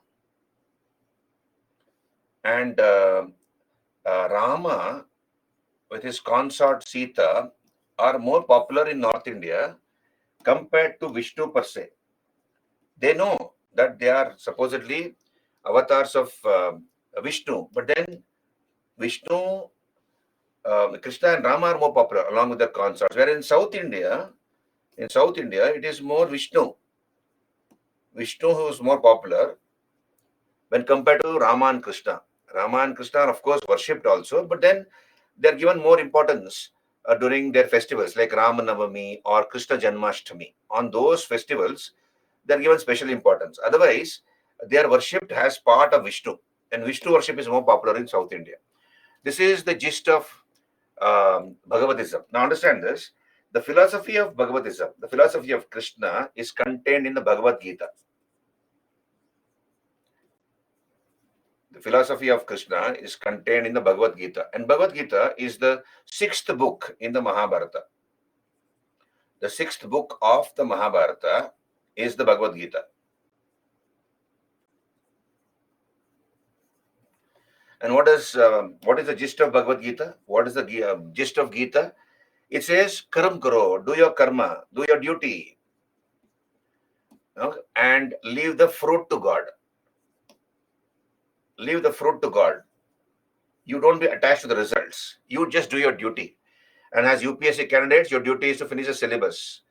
Okay, look at the previous year questions, do the syllabus thoroughly, do the syllabus, do your basics, and don't be attached to the results. You only hard work and effort is in your hands. The result is not in your hands. Result is, and if you've done it properly, then you will be rewarded adequately. So therefore, the philosophy of Bhagavad Gita is also relevant for your exam. Yes, it was a sermon to Arjuna by Lord Krishna on the battlefield of Kurukshetra. Yes, Ankush, your aim is to crack UPSC. That's true. You do your duty, but don't be attached to the fruits. And believe me, if you have that type of an attitude, you will do very well in the exam without being attached to the result. Just do your duty. And if anything goes wrong, that means you've not done your duty properly. Think that way and you keep on improving and things will be okay for you, all of you. Okay? That should be the spirit. So we'll come back here. So here, Bhagavatism is the philosophy of Lord Krishna. It has three basic principles. I've told you: Bhakti, Prapatti, Nishkama Karma.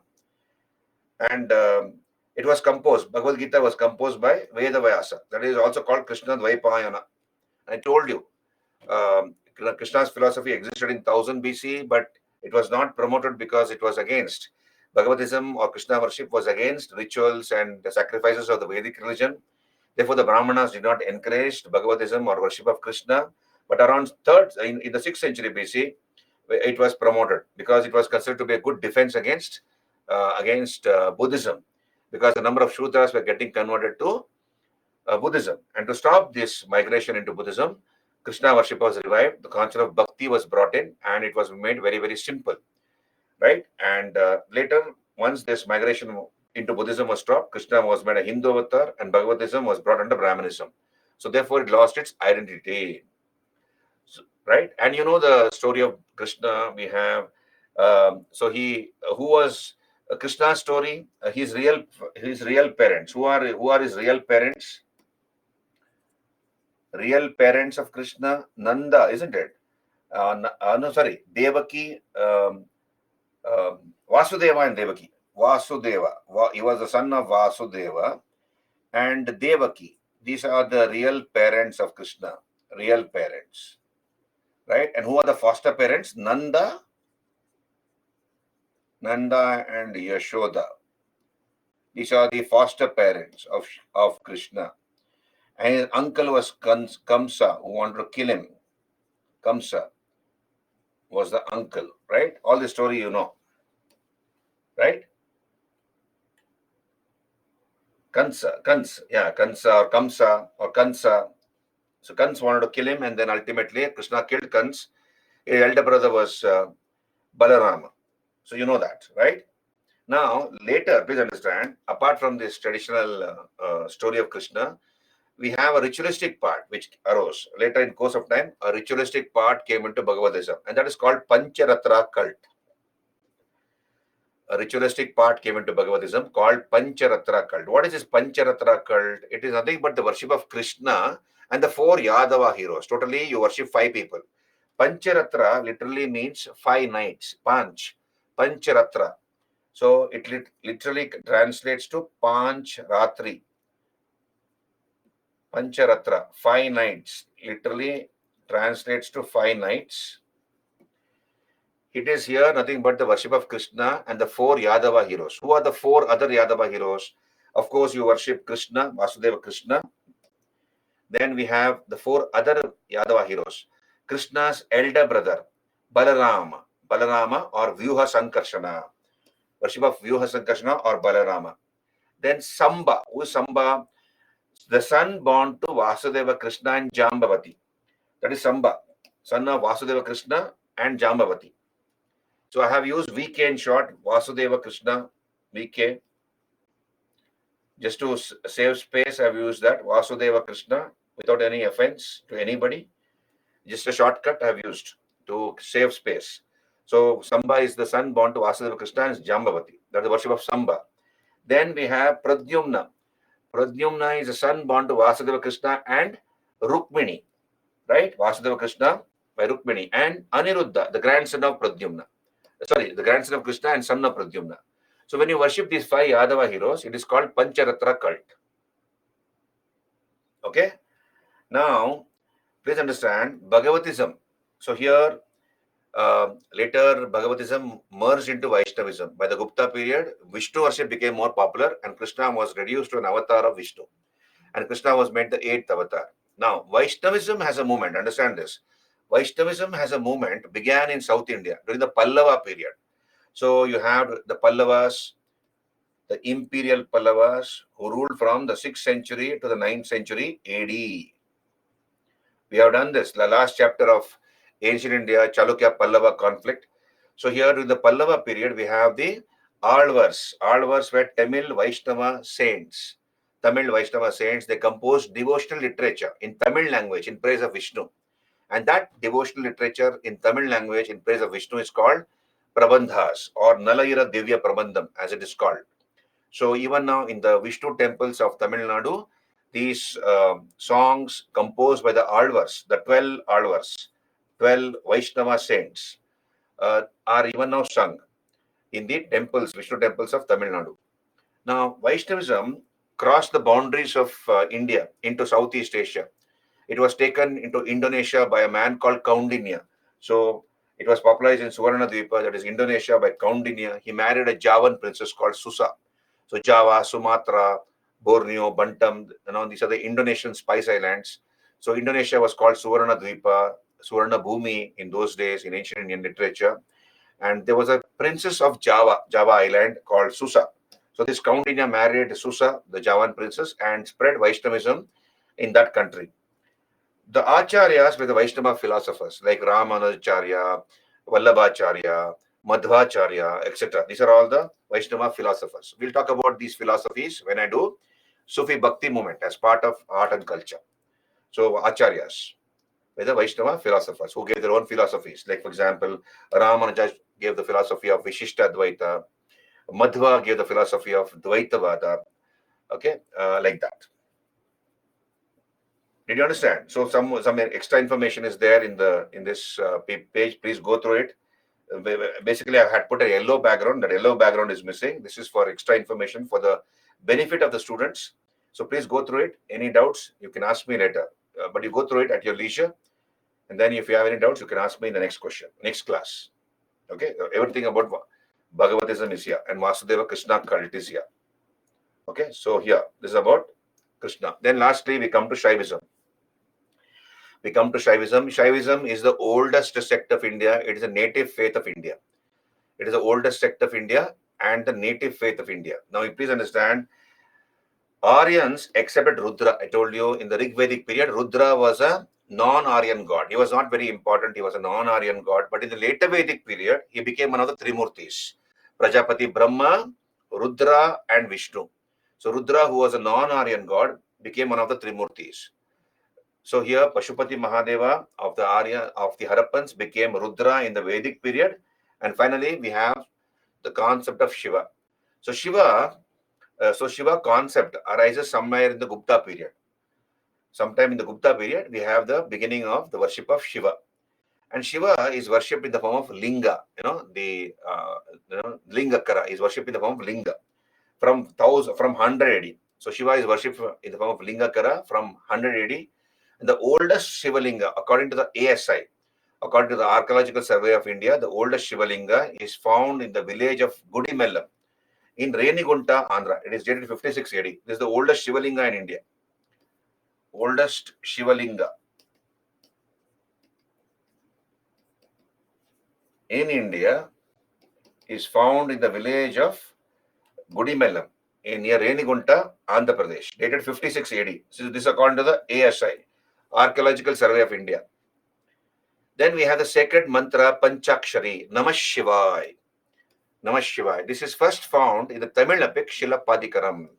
The Tamil epic Shilapadikaram, written by Illango Vadigal. We have done this. When I did post-Maurya period, I have discussed about Sangam age, Sangam literature in brief. So we have the Tamil epic called Shilappadigaram, the jeweled anklet. In that book, in that epic, we have the first reference to the Panchakshari, that is Namah Shivaya. Then we have Shaivism has a movement, began again in the Pallava period. We have 63 Nayanars. Nayanars are Tamil Shaiva saints. There are 63 of them. They composed devotional literature, devotional poems in Tamil language in praise of Shiva. And that is called Dravida Veda or Tirumurai. It's also called Devaram or Tirumurai or Dravida Veda. So these are all even now sung in the Shiva temples of Tamil Nadu. The songs composed in Tamil language in praise of Shiva by the 63 Nayanars or Shaiva saints. Right? Shiva, Aditya. After Rudra, we have Shiva. This Shiva. The arrow mark has got, Shiva.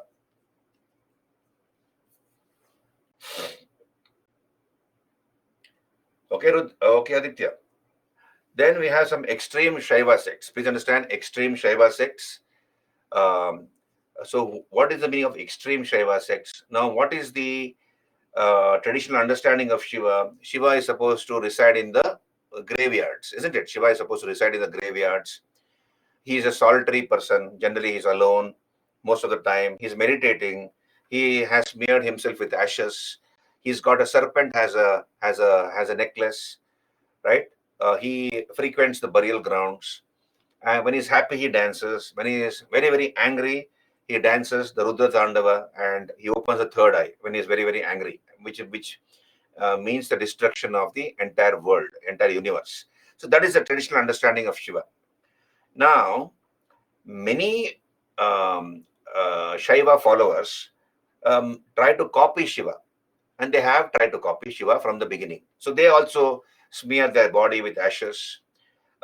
They perform extreme yogic practices. There are many of them are even now there in the lower Himalayas. You have the Naga sadhus, Aghoris, Goraknathis, Kanfata yogis, Pashupata, Kalamukha, Kapalika.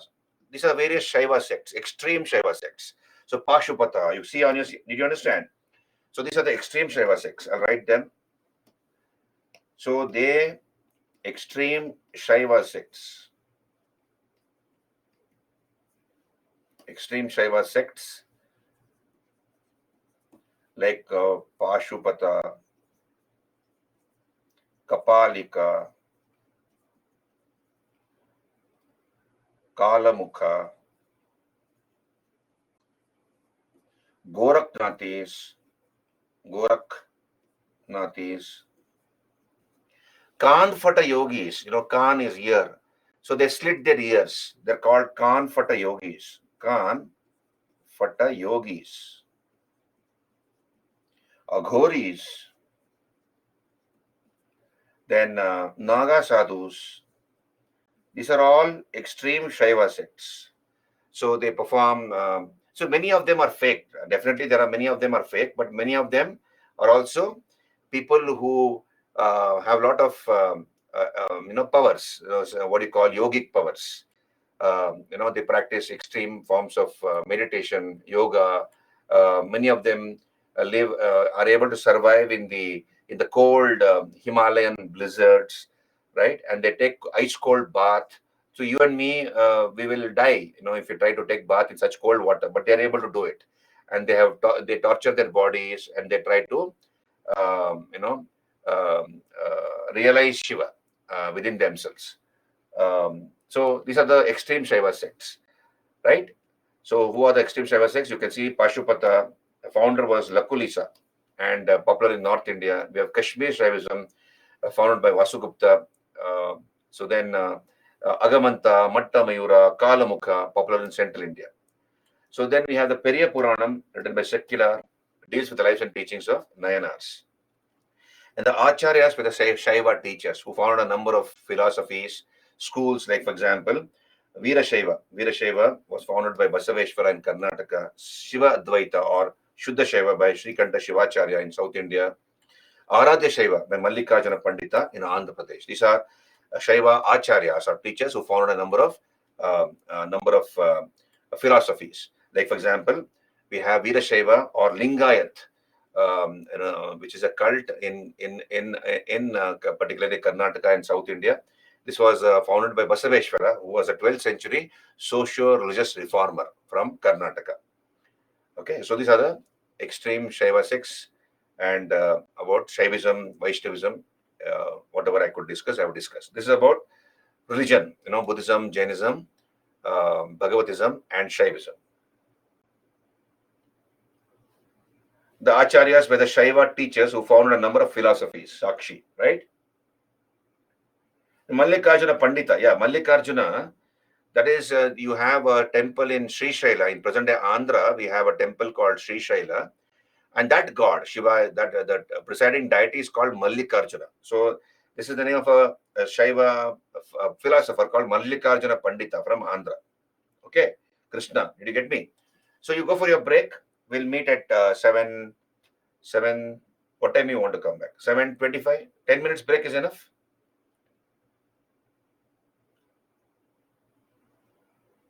Okay, you go for your break. Then we can begin with 7:30. Yeah, 7:30. So for you, other topics like, for example, you have Islam. So please go through Islam, Christianity, Islam in India, Christianity in India, right? Then maybe Judaism, something about Judaism, right, etc. From Nitin Singhania's book, Islam, Christianity, Judaism, right? Bahaism, Baha'i faith, Baha'i faith. So this is supposed to be the newest religion, Baha'i. So these things you please refer to Nitin Singhania's book. Okay, Arun and others, please refer to Nitin Singhania's book. I'll not be able to discuss all the religions, not possible given the time limit. Okay, so we'll start with art and architecture. So directly I'll come to art and architecture. Basically, we'll start with Mauryan art. We'll start with Mauryan art because I have done what do you call Indus civilization, etc. in detail when I did ancient India. So I'll be skipping that part because I've already covered it as part of conventional ancient India, Indus civilization, town planning of the Harappans, and the culture and civilization of the Harappans. I'll not be covering. I'll directly start with Mauryan art. So come back at 7:30. We'll meet. Carry on.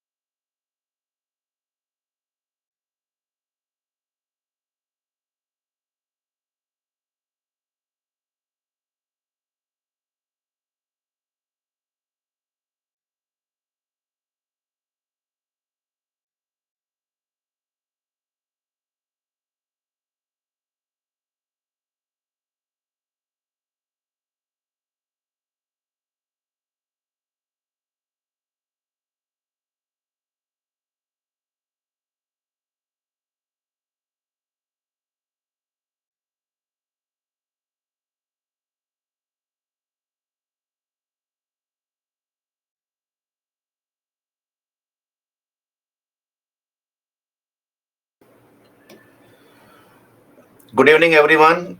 Can we continue the session?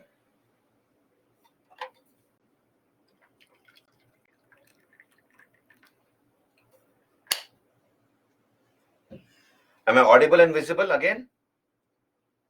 No problem from your end? Okay, great. Let's start. Now, as I told you, this is the topic called Indian art and architecture. And this is the most important topic in your art and culture section, Indian art and architecture.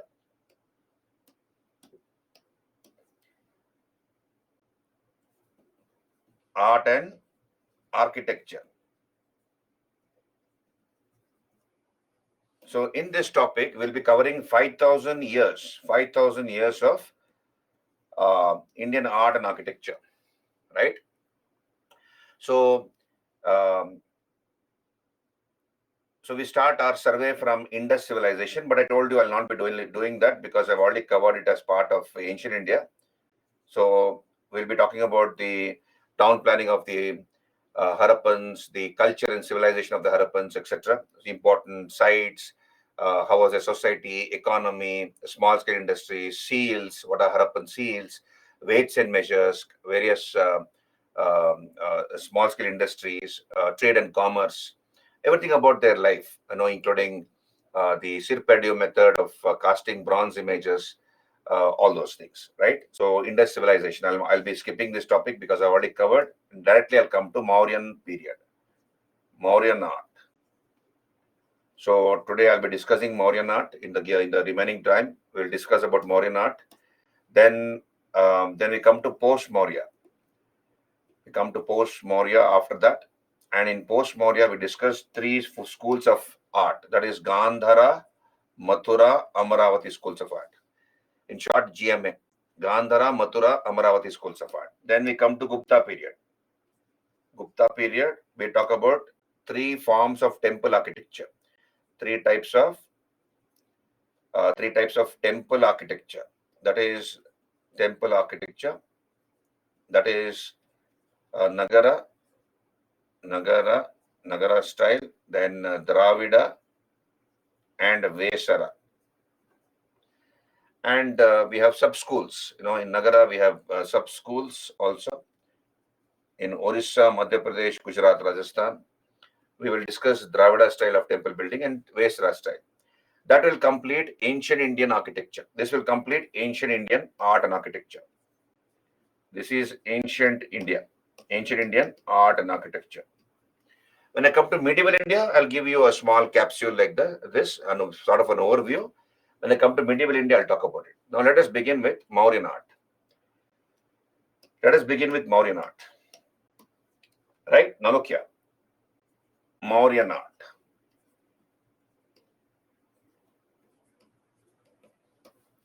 Now, please understand, from the Mauryan period onwards, from the time of the Mauryas, we have the beginning of the usage of stone.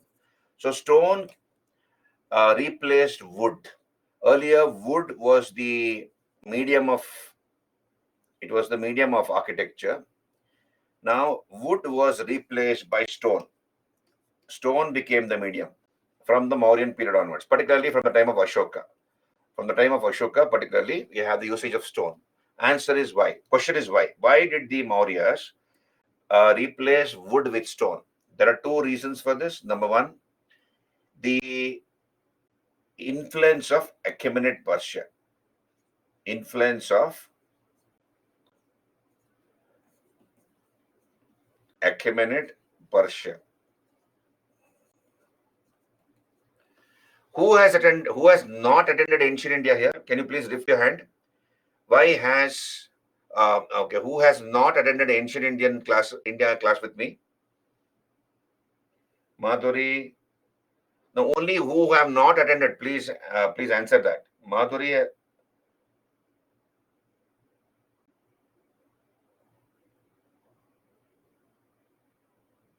Okay, Krishna, Sudhanshu, Madhuri.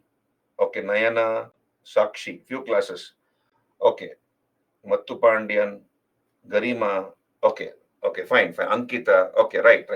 So my suggestion to you is, people who have not attended ancient India, please take the Ancient India PPTs. Has it been shared with you? Ancient India PPTs? Garima, Krishna, Sudhanshu, Muthu Pandian. Has it been shared with you? All of you? People who have not attended Ancient India. So please go through those PPTs of Ancient India. Go through the PPTs thoroughly. And then you come and we can continue from there onwards. You'll be able to easily relate to it. Now, in the pre-Maurya period, understand this.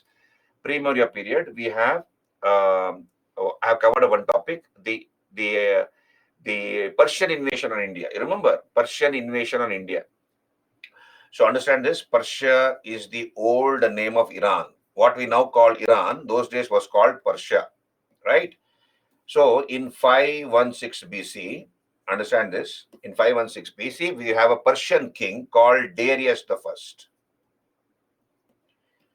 Darius the First. He belonged to the Achaemenid dynasty. Darius belonged to the Achaemenid dynasty. Achaemenid dynasty was ruling Persia. Achaemenid dynasty was ruling Persia or Iran. So this Darius the First, he attacked India and he conquered the present parts of Punjab, Sindh, and Northwest Frontier Province. So Darius conquered these regions: Punjab, Sindh, Northwest Frontier Province. And the Persians ruled over this area for more than 200 years. They ruled over these areas of India. Now, of course, it is in Pakistan. Sindh and Northwest Frontier Province are in Pakistan. So he conquered this area and he ruled. The Persians ruled over this area for more than 200 years. Now, I have discussed the impact of the Persian conquest of a part of India when I did conventional ancient Indian history, this chapter particularly, pre-Maurya period. And after this, I have also discussed Alexander's invasion and its impact on India. 326 BC, Alexander comes to the borders of India, and there was a rebellion in his army and he goes back. And what was the effect of Alexander's invasion also I have discussed as part of pre-Maurya chapter. Now I continue forward from there. Right? This is the preliminary information for people who have not attended ancient India. Now we come back here.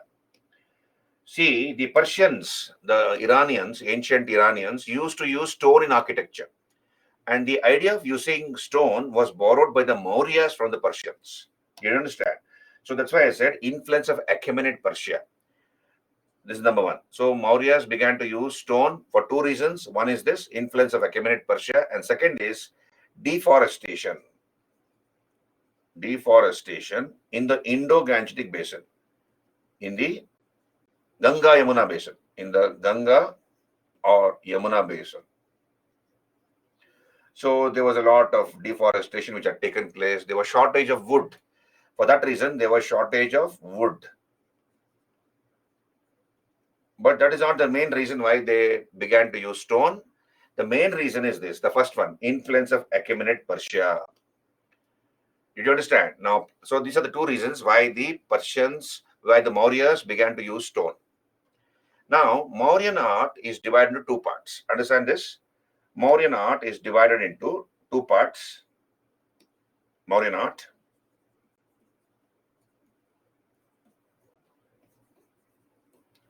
is divided into two parts. One is called court art. One is court art. And the other is popular art. Mauryan art divided into court art and popular art. What is court art? Court art is that art which only the government or the king can afford. Only the government or the king can afford this kind of an art. That's called court art. What are the examples of court art? For example, palaces. Palaces built by the Mauryan emperors like Chandragupta Maurya, Ashoka. Then number two, we have the pillars, the lats of Ashoka. They are called lats, L-A-T-S, or pillars. Number three, we have stupas. And number four, viharas. These are the examples of court art, Mauryan court art. Palaces, pillars, stupas, and viharas. Viharas are monasteries. I'll come to that in some time. Only the government or the king can afford this type of monuments, constructions. Common people like you and me cannot afford. Therefore, it's called court art, patronized by the king or the government. Palaces, pillars, stupas, and viharas. Now, what is popular art? Popular art is the art of the people, common people like you and me. Let's say they will collect money, they'll raise donations. Like, for example, there's a festival, let us say Ganesh Chaturthi, Ganesh festival. So people, or Durga Ashtami, Durga festival. So people will come to your houses, right? They'll come to your house, the boys around your area, they'll ask for donations and you will give maybe 50 rupees, 20 rupees, 100 rupees, etc. So they'll collect all that money and then they will install a community Ganapati or Ganesh idol or a Durga idol. And you'll also be invited along with others to come and participate in the festivities, including the rituals and the puja. That's called popular art. So you have common people of the Mauryan period, the citizens of the Mauryan Empire. They will collect money and they will install an image or an idol. So idols were installed, or statues, or idols, or statues were installed by common people,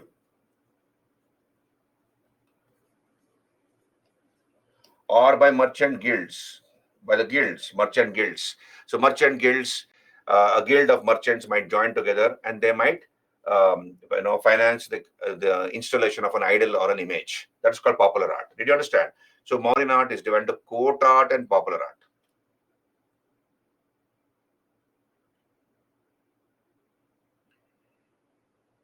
Yeah, Krishna, that should be sufficient. Yeah, that should be sufficient.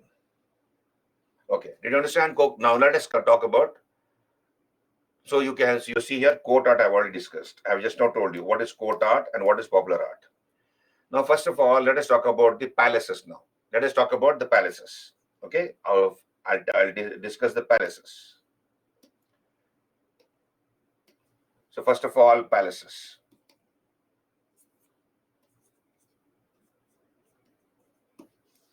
Mauryan, understand this, please. Mauryan palaces were made of wood. So, initial palace, initially made of wood. And since they were made of wood, they have not survived. They have perished. They have perished. These palaces have perished because they were made of wood. And we have references to these palaces. We have references to these palaces in the writings of contemporary writers, contemporary scholars, contemporary scholars, writers mention about Mauryan palaces. For example, understand this, Megasthenes. We have Megasthenes. Megasthenes was who was Megasthenes? Ambassador to the court of Chandragupta Maurya, sent by Seleucus Nicator. Remember, Seleucus Nicator sent Megasthenes to the court of Chandragupta Maurya. So Megasthenes, in his Indica, in his book called Indica, talks about the palace built by Chandragupta Maurya. So Megasthenes is in his Indica, book called Indica, talks about the wooden palace. So this was a wooden palace built by Chandragupta Maurya, where at Pataliputra. And Megasthenes tells us that this palace had 640 towers and 64 gates. It had 64 gates and 640 towers. And Megasthenes tells us that this palace, the wooden palace built by Chandragupta Maurya at Pataliputra, was more beautiful. It was more beautiful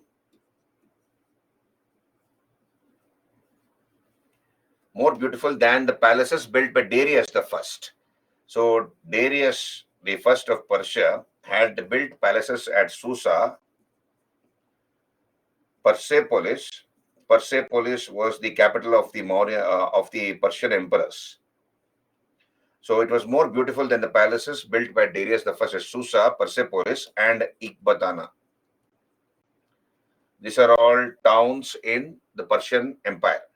So it was more beautiful than the palaces built by Darius the First at Susa, Persepolis.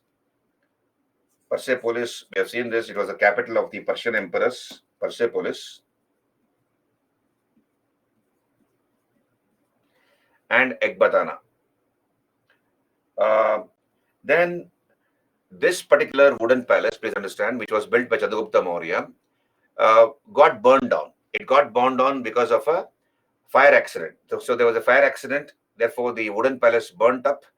And in place of that wooden palace, exactly on that spot, Ashoka built a stone palace. Ashoka built a stone palace.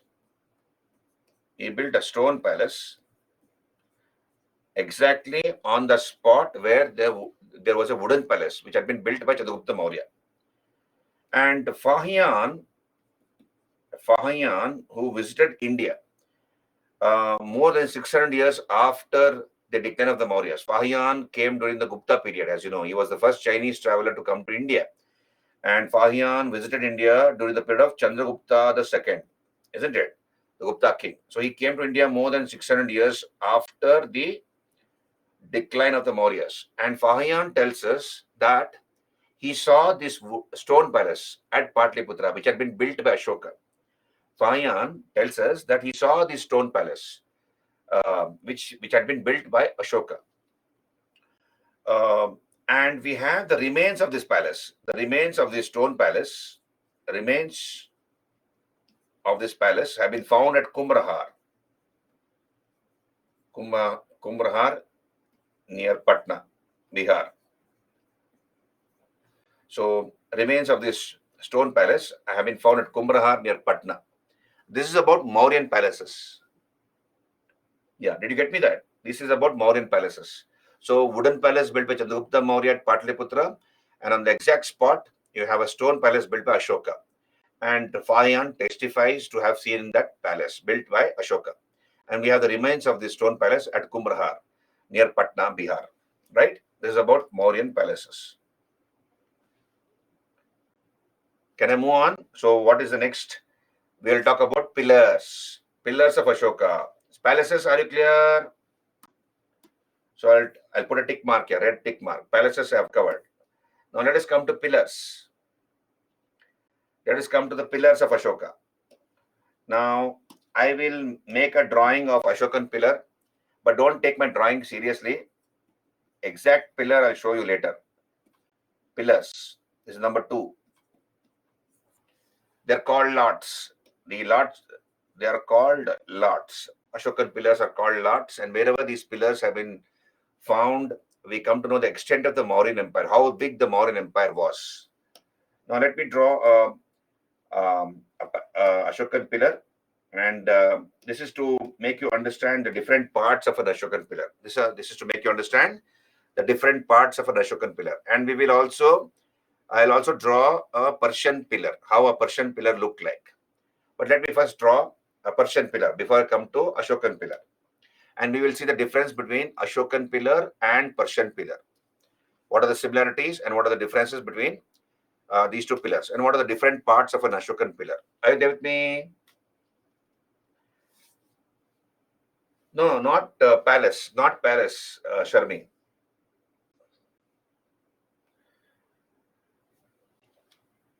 Obviously, you should know what are the different parts of an Ashokan pillar, Sakshi. Otherwise, why would I waste my time drawing the diagram?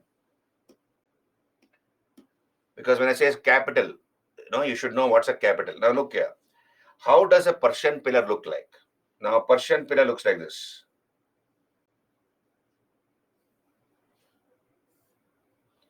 I'm sure you're able to draw better drawings. Okay, but then don't take my drawing seriously. I'm not bad actually in drawing. Not bad.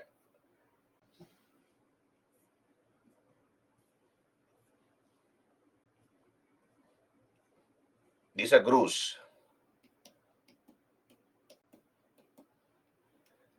Right? This is a capital. These are grooves.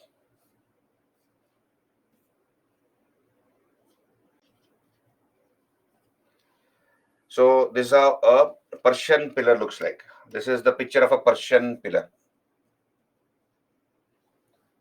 Or you can also use the word Achaemenid pillar.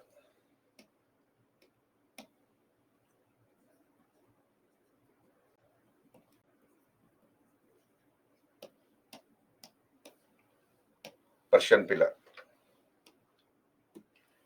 Now, let's see what are the different parts of an Ashokan pillar. Now look here. I'll show you the real picture in some time. Just hold on. So this is how an Ashokan pillar looks like. Slightly tapering towards the top. Slightly tapering towards the top. This is an inverted lotus. So take a lotus flower. So if you draw a lotus flower like this, imagine this is a lotus flower, right? You put it ulta. You put a lotus flower ulta. So this is called an inverted lotus, right? On top of which there is the abacus. This is called an abacus with a dharma chakra, right? So this is called, I'll be naming it simultaneously. This is called a inverted lotus. Inverted lotus. Also called Persepolitan bell. Persepolitan bell. Persepolis was the capital of the Persian emperors. So this was a design copied by the Mauryas from the Persians. On top of the inverted lotus, you have the Dharma Chakra of Ashoka. So it is basically a round pillar. Mind you, it's a round pillar. I'll use my flask, you see. Imagine this is the pillar of Ashoka. It is round in shape. Okay. So therefore, if it is round in shape, this abacus, there are 4 chakras in the 4 directions. And this part of an Ashokan pillar is called abacus. It's called an abacus. And around this pillar, there are 4 chakras. Each chakra has 24 spokes, as you know. Ashoka chakra has 24 spokes, isn't it? So there are 4 chakras in the 4 directions, and you have 4 animals, each animal between 2 chakras. Now look here, what are the animals between 2 chakras?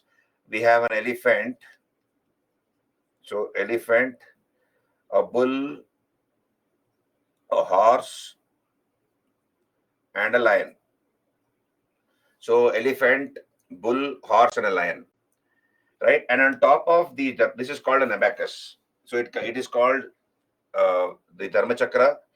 Abacus consists of animals in relief, including the Dharma Chakra. Then on top of the Dharma Chakra, you have either one. So you have an animal here. Either you have 1 lion or 4 lions. So imagine this is the lion. Imagine this is the lion. Don't take my drawing seriously. You see here, this is the lion. Right. So either you have 1 or 4 lions, or 1 elephant, or 1 horse, or 1 bull. And together, so this is, let us say this is the animal. So this together is called capital. These 3 parts is together is called capital. This together is called capital. So capital means it includes the inverted lotus, the abacus, and the animal or animals on top. If it is a lion, it could be 1 lion or 4 lions. For example, at Sanchi and Sarnath, we have 4 lions standing back to back. That's only found at Sanchi and Sarnath. Otherwise, in Lower Nandangad in Bihar, we have only 1 lion. Or you could have 1 horse or 1 bull or 1 elephant. So together, it is called capital. So these are the various parts of an Ashokan pillar. I'm coming to that. Look here. This part of an Ashokan pillar is called, understand, this part is called a shaft. This part is called shaft or column.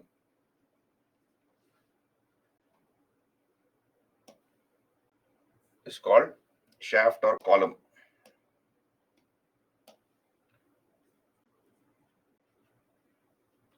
This is 30 to 40 feet in height.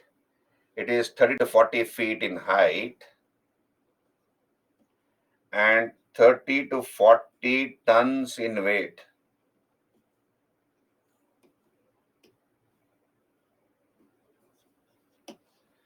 Right. Now, this part, that is the capital, this part which contains the inverted lotus, the abacus, and the animal or animals, this part is uh, 10 feet, 10 feet in height and 10 tons in weight. Therefore, totally an Ashokan pillar weighs about 40 to 50 feet in height and 40 to 50 tons in weight.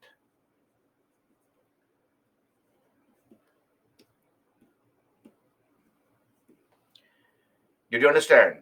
And an Ashokan pillar doesn't have a foundation. It doesn't have a foundation. You can see in a Persian pillar, there's a foundation. This is a foundation, generally embedded inside the ground, inside the earth. We'll come to the differences and similarities between Ashokan pillars and Persian pillars in some time. Just hold on. Are you there with me? So this Ashokan pillar is a monolithic pillar. It is called a shaft or a column. Then we have inverted lotus or Persepoltan bell, abacus, and then either one or four animals on top. If it's a lion, it could be one lion or four lions. And other animals like elephant, horse, and bull is only one on top of the abacus. And together, it is called capital. Capital therefore includes the inverted lotus, the abacus, and the animal on top of the abacus. Are you there with me?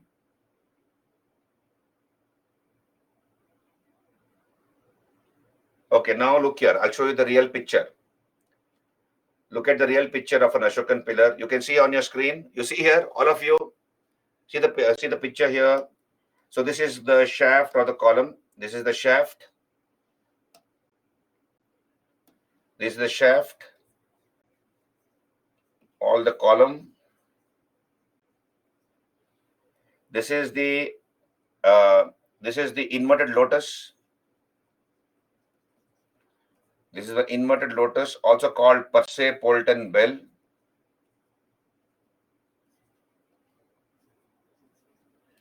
This is the abacus,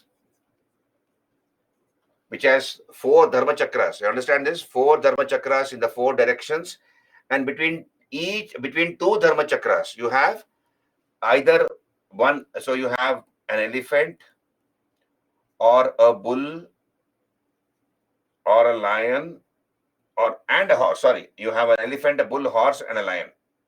So between two dharma chakras, you have elephant, bull, lion, horse, and then on top of it, you have either one or four lions, as at Sarnath and Sanchi, or you have one elephant, or one horse, or one bull.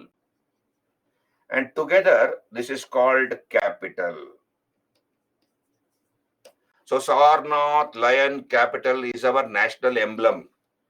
Okay, so this is the meaning of capital. Did you understand? Can you raise your hands?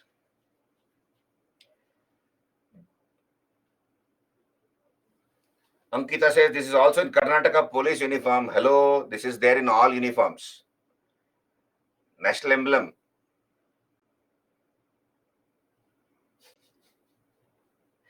This is our national emblem, Ankita. Why only Karnataka police? Okay. Are you there with me? Clear? Easy? Rachel, what do you want me to repeat?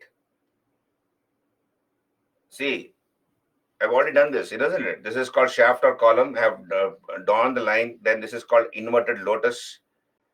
Okay. Then you have abacus. This is called abacus.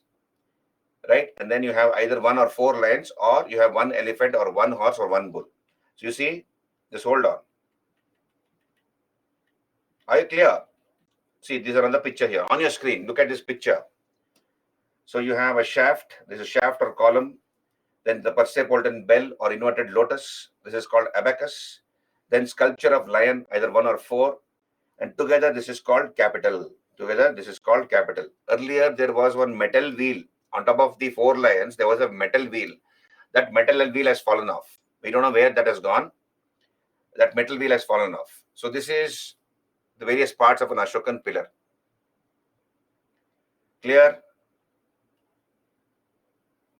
Now, let's talk about the important capitals. What are the important capitals? So as part of Ashokan pillar topic, understand this? So important capitals. Important capitals. What are the important capitals? What's a capital? You know, all the three parts of an Ashokan pillar. That is inverted lotus, the abacus, and then the animal or animals on top. So what are the important capitals? Please take down. Hello, all of you. Sanchi, number one. So Sanchi. Where is Sanchi? Bhopal, Madhya Pradesh. Bhopal, MP. How many lions are there at Sanchi? 4 lions. Sanchi, Bhopal, Madhya Pradesh, 4 lions. Number 2, Sarnath. Sarnath, this is Varanasi, UP.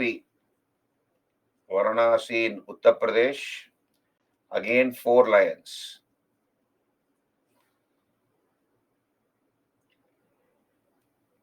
Number 3, Rampurva. Rampurva, this is in Champaran, Bihar. This is in Bihar. We'll not talk about the district. So Rampurva. So we have 2 pillars found here. 2 pillars at Rampurva. One has the bull capital. One has a bull capital. And the other has a lion capital.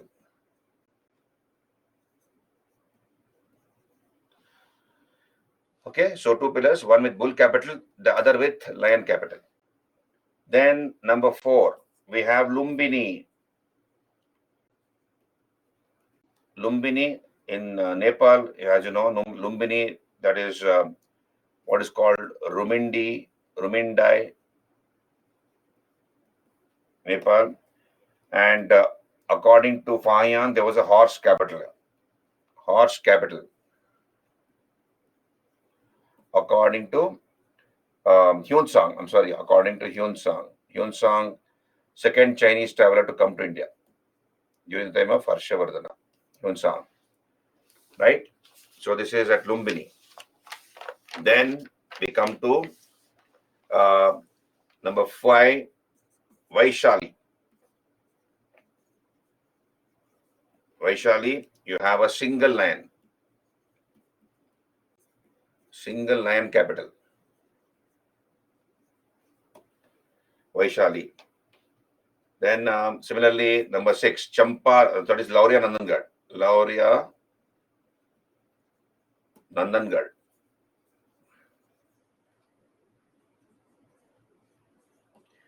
Again, this is again in Bihar, Lauria Nandangarh. This is single lion capital. Single lion capital.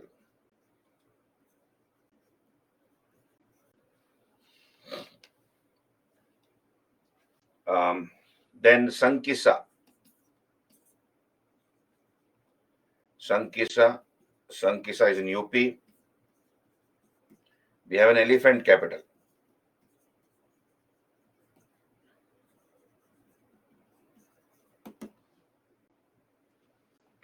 Okay, Sankisa in UP has an elephant capital.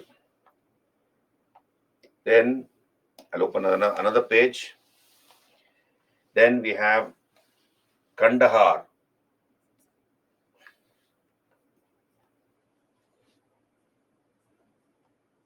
Kandahar, this is in Afghanistan, as you know.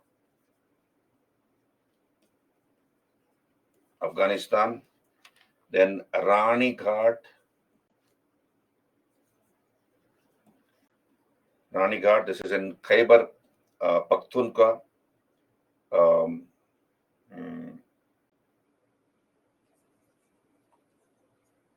Khyber.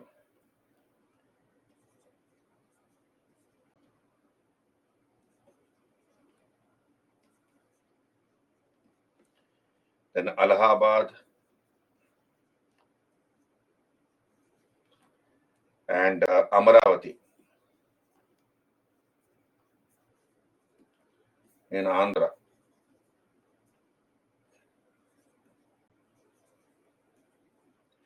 These 4 have no capitals. We have no capitals in these four places. No capitals. Just write no capitals. No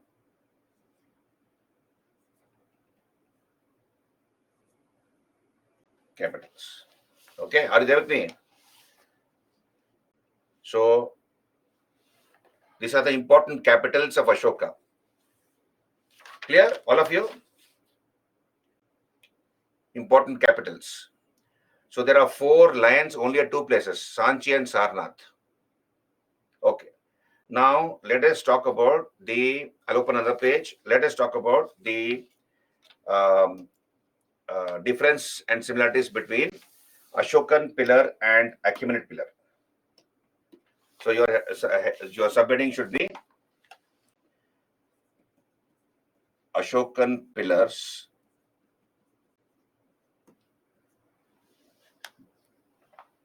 versus Persian pillars. Persian pillars, or you can also use the word Mauryan pillars. Persian pillars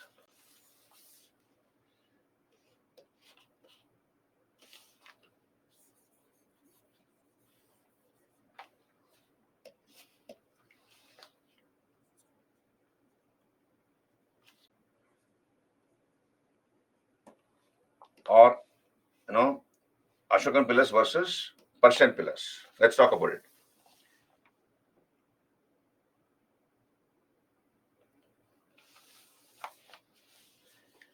Okay, so let's talk about similarities. What are the similarities? Capital, I have told you, Bhimane, the capital means it consists of all the 3 parts. Inverted lotus, then abacus, and then either 1 or 4 animals. Like in case of lions, 4 lions at Sanchi Sarnath, or 1 lion as at Laure Nandangad, or it could be 1 horse or 1 elephant. So together it's called capital.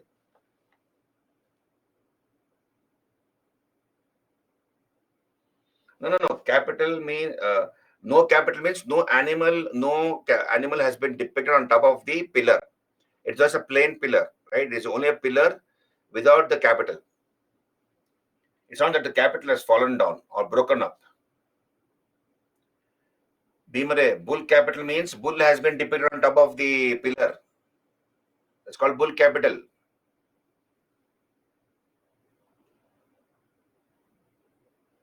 Bhimare, did you understand? Lion capital means lion has been shown. Either it could be 1 lion or 4 lions. Okay, now I'll come back here. Let us talk about the similarities. What are the similarities? Take down, please, quickly. What are the similarities between Ashokan and Persian pillars? Number 1, both were made of stone. Both made of stone. Both were made of stone. Number 1. Number 2, both have glossy polish. Both have glossy polish. Number 3, both have bell-shaped portion. Both have bell-shaped portion. That is what is called inverted lotus. Then both have capitals. Both have capitals. Okay.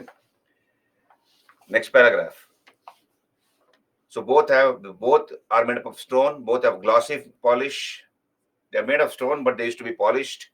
Both have bell-shaped portion and both have capitals. Next paragraph. On the basis of these similarities, please take down. On the basis of these similarities, next paragraph.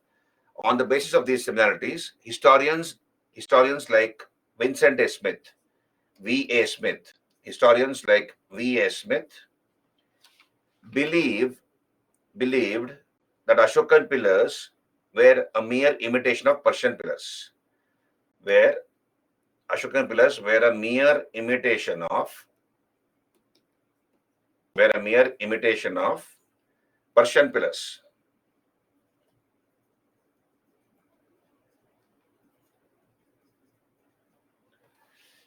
On the basis of these similarities, historians like V.S. Smith believe that Ashokan pillars were a mere imitation of Persian pillars.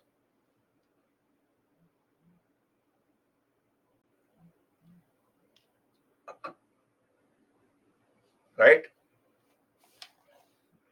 Then let us talk about differences. Differences.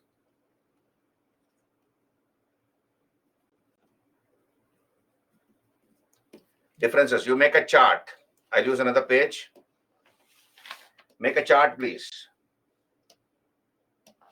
Make a chart like this. Differences.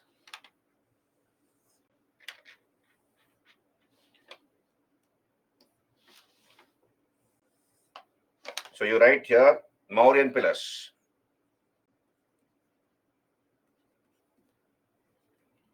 Mauryan pillars, or you can also use the word Ashokan pillars,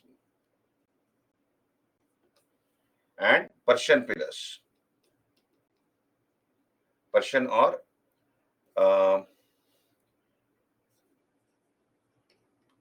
Achaemenid pillars.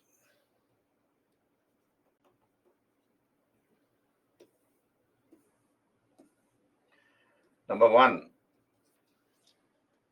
Mauryan pillars. Shaft is monolithic.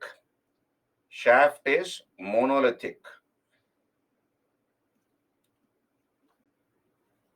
Shaft is monolithic.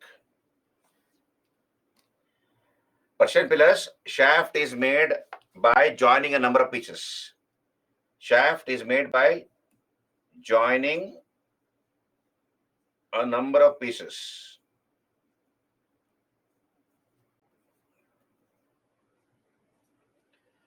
Shaft is made by joining a number of pieces. Number two,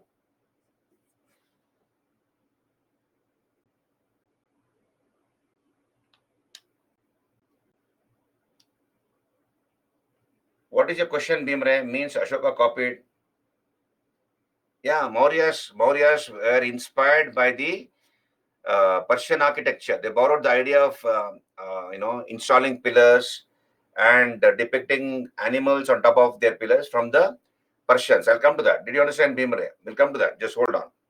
So shaft is monolithic in Mauryan pillars, whereas shaft is in Persian pillars. It is made by joining a number of pieces. Number two, outer surface of shaft is smooth. In a Mauryan pillar, outer surface of shaft or column is smooth.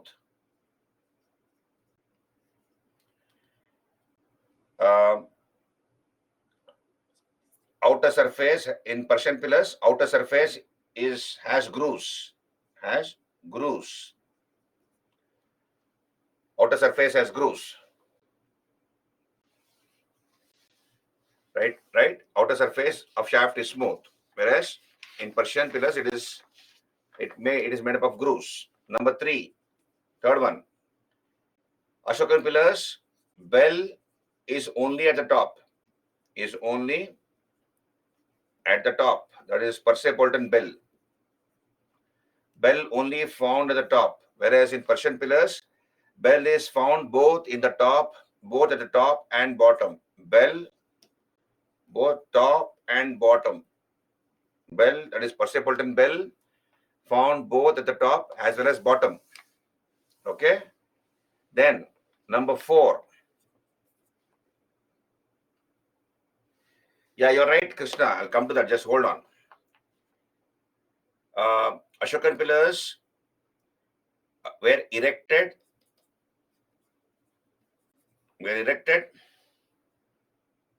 by digging them into the earth. By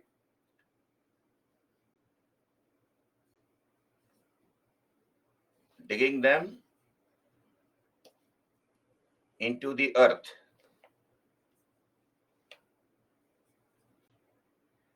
Without any base. Without any base. Whereas Persian pillars erected on a bell-shaped base. Erected on a bell-shaped base.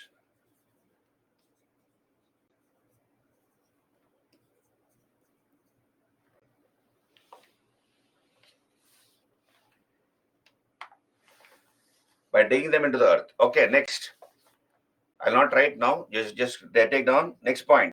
Ashokan pillars were used for inscribing the edicts. Number 4. Ashokan pillars were used for inscribing the edicts. That is the royal orders of Ashoka. Used for inscribing edicts. What are edicts? Royal orders.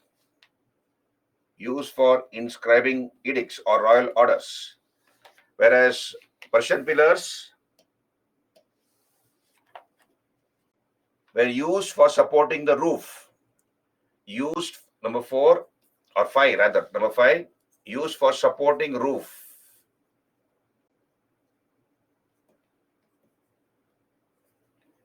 So please understand, Persian pillars were used to support the ceiling or the roof of the palace, or they were installed on top of the palaces.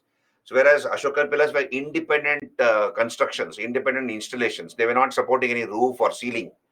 So they were installed independently, whereas Persian pillars used to support the roof or the ceiling of the palace, or they were installed on top of the buildings, on top of the palaces. They was used for supporting the roof. Next, Ashokan pillars were independent constructions.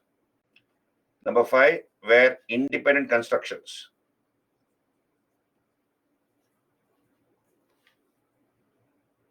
Were independent constructions.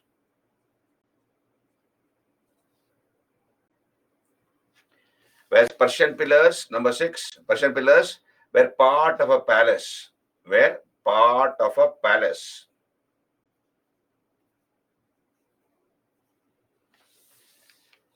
Number 7, only animals depicted on the capitals. Only animal or animals depicted on capitals, Ashokan capitals, depicted on capitals in Ashokan pillars. Only animals depicted on capitals. Whereas in Persian pillars, both humans, animals, and composite creatures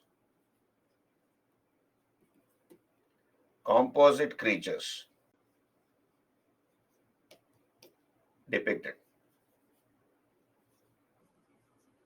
Humans, animals, and composite creatures. What is the meaning of composite creatures? For example, a horse with wings.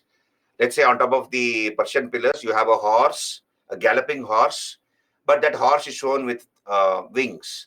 Or we have a lion, a crouching lion. A lion is shown in a crouching position, but it has the face of a man, the body of a lion, but the face of a man. These are called composite creatures, mythical creatures. Did you understand? This is the difference between Ashokan and Persian pillars. So next paragraph, please take down. Next paragraph, the fundamental differences between Ashokan pillars and Persian pillars. The fundamental differences between Persian pillars and Ashokan pillars indicate that they were part of different traditions. They were part of different traditions.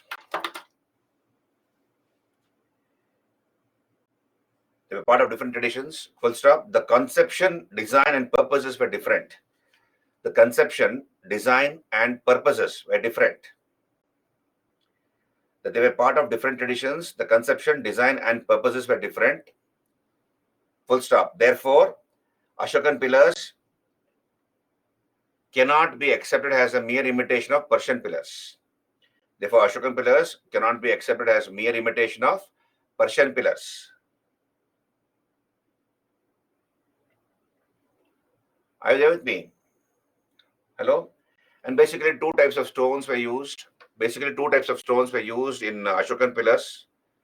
We have spotted red and white sandstone from Mathura, and buff colored hard sandstone from Chunar near Banaras. I'll come to that in some time. Have you taken down this, whatever I've told you just now? The fundamental differences between Ashokan pillars and Persian pillars indicate that they were part of different traditions.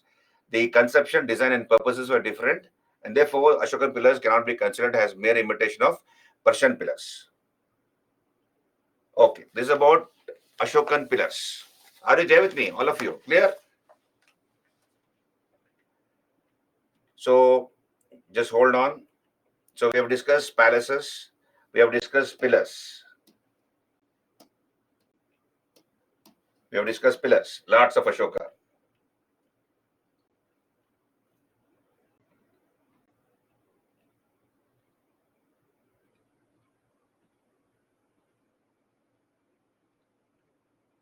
So the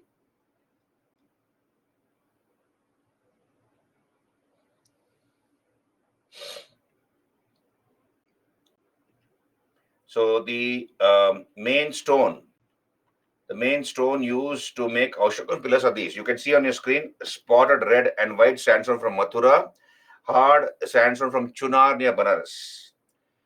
Okay, the pillars were made of spotted red and white sandstone from Mathura and hard sandstone from Chunar near Banaras. This was the two types of stones used to make Ashokan pillars. Now look here. We have seen the different parts of an Ashokan pillar. Now look here. Everywhere, wherever Ashokan pillars have been found, what we notice is the shaft of the column looks similar. Everywhere throughout India, wherever these pillars have been found, Ashokan pillars, the shaft of the column looks similar, whereas the capitals look different in different places. So what does it mean? It means that the shaft or column was made at one place and distributed throughout the Mauryan Empire. So shaft or column, it is presumed, was made at Takshashila. So Takshashila was a pillar carving center.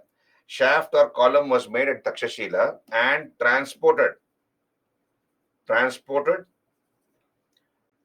throughout the empire, throughout the Mauryan Empire.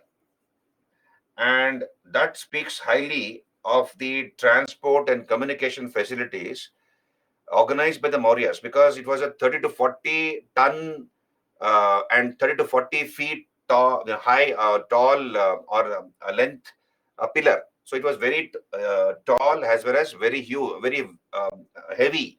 So to transport such a heavy pillar throughout the length and breadth of the empire speaks highly about the transport and communication facilities developed by the Mauryas. The capital was made locally because capitals look different in different places. Did you understand what I just now told you? So Takshashila, it was presumed, was a pillar carving center. Probably it was basically only the shaft was made there and distributed throughout the length and breadth of the Mauryan Empire. Okay. So this is about Ashokan pillars.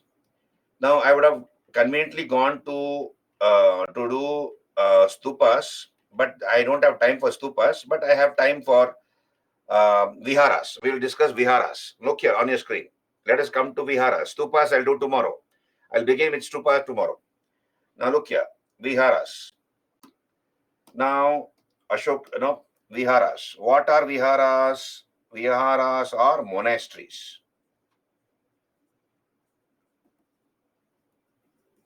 Viharas are monasteries where monks and nuns used to take rest. It was meant for the residential purposes of monks and nuns. Residential purposes, meant for residential purposes of monks and nuns. Of course, they lived in separate viharas. Not that it was co-ed. They used to live separately, like a boys' hostel and a girls' hostel. So that is presumed, right? They will not live together. Right now, how does a vihara look like? Understand this. So basically, a vihara was scooped out from a cave. So imagine this is the hill. Imagine there's a hill. There's a hill.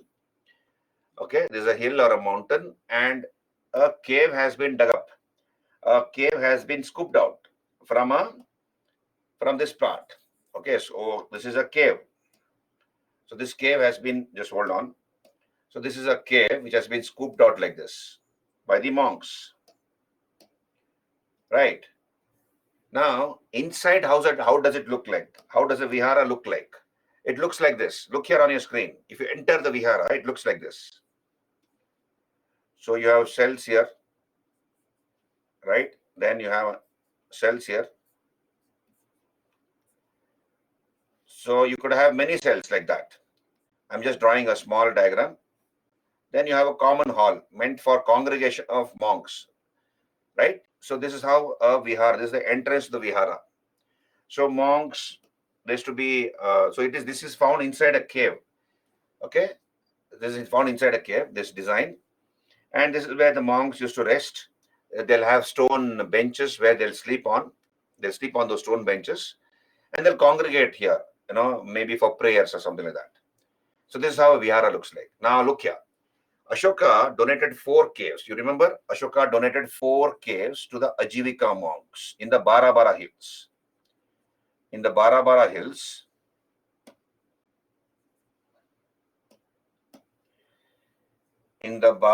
Hills, Ashoka donated 4 caves to the Ajivika monks. To the Ajivika monks. So what are the names of these caves? These caves are Sudama,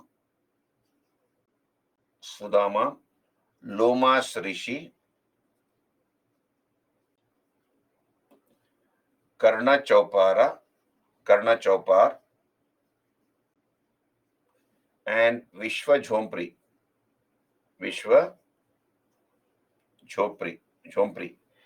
These are the 4 caves which Ashoka got scooped out or dug up from the Barabara Hills, and he donated them to the Ajivika monks. In the nearby Nagarjuni Hills, I'll write here, in the nearby Nagarjuni Hills, Ashoka's grandson Dasharatha got 3 caves scooped out or dug up. 3 caves he dug up, and he donated these 3 caves to the Ajivika monks. What are the names of these caves in the Nagarjuna Hills? Gopi, Vapia, and Vaditi. Gopi, Vapia, and Vaditi. These are the 3 caves donated by Dasharatha to the Ajivika monks in the nearby Nagarjuna Hills. These are viharas. I'm talking about viharas during the Mauryan period, because we're doing vihara, we are doing Mauryan art. So I have discussed palaces, Mauryan palaces. We have discussed pillars of Ashoka and the difference and similarities between Ashokan and Persian pillars. And lastly, we have discussed viharas. Stupas I'll do tomorrow because I've run out of time. Are you there with me? Yeah. See, I'll show you the pictures. Just hold on. So I have not put the pictures. Just refer to my Mauryan chapter. I have put pictures there. Regarding in the Mauryan chapter, I have put pictures.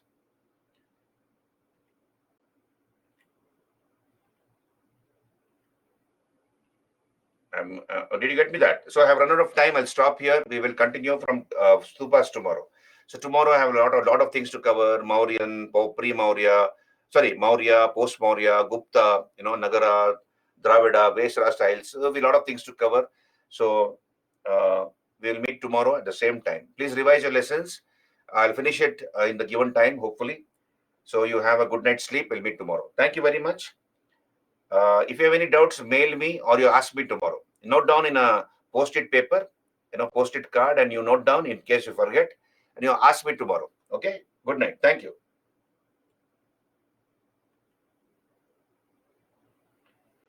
Okay? Good night. Thank you very much. I'm logging out.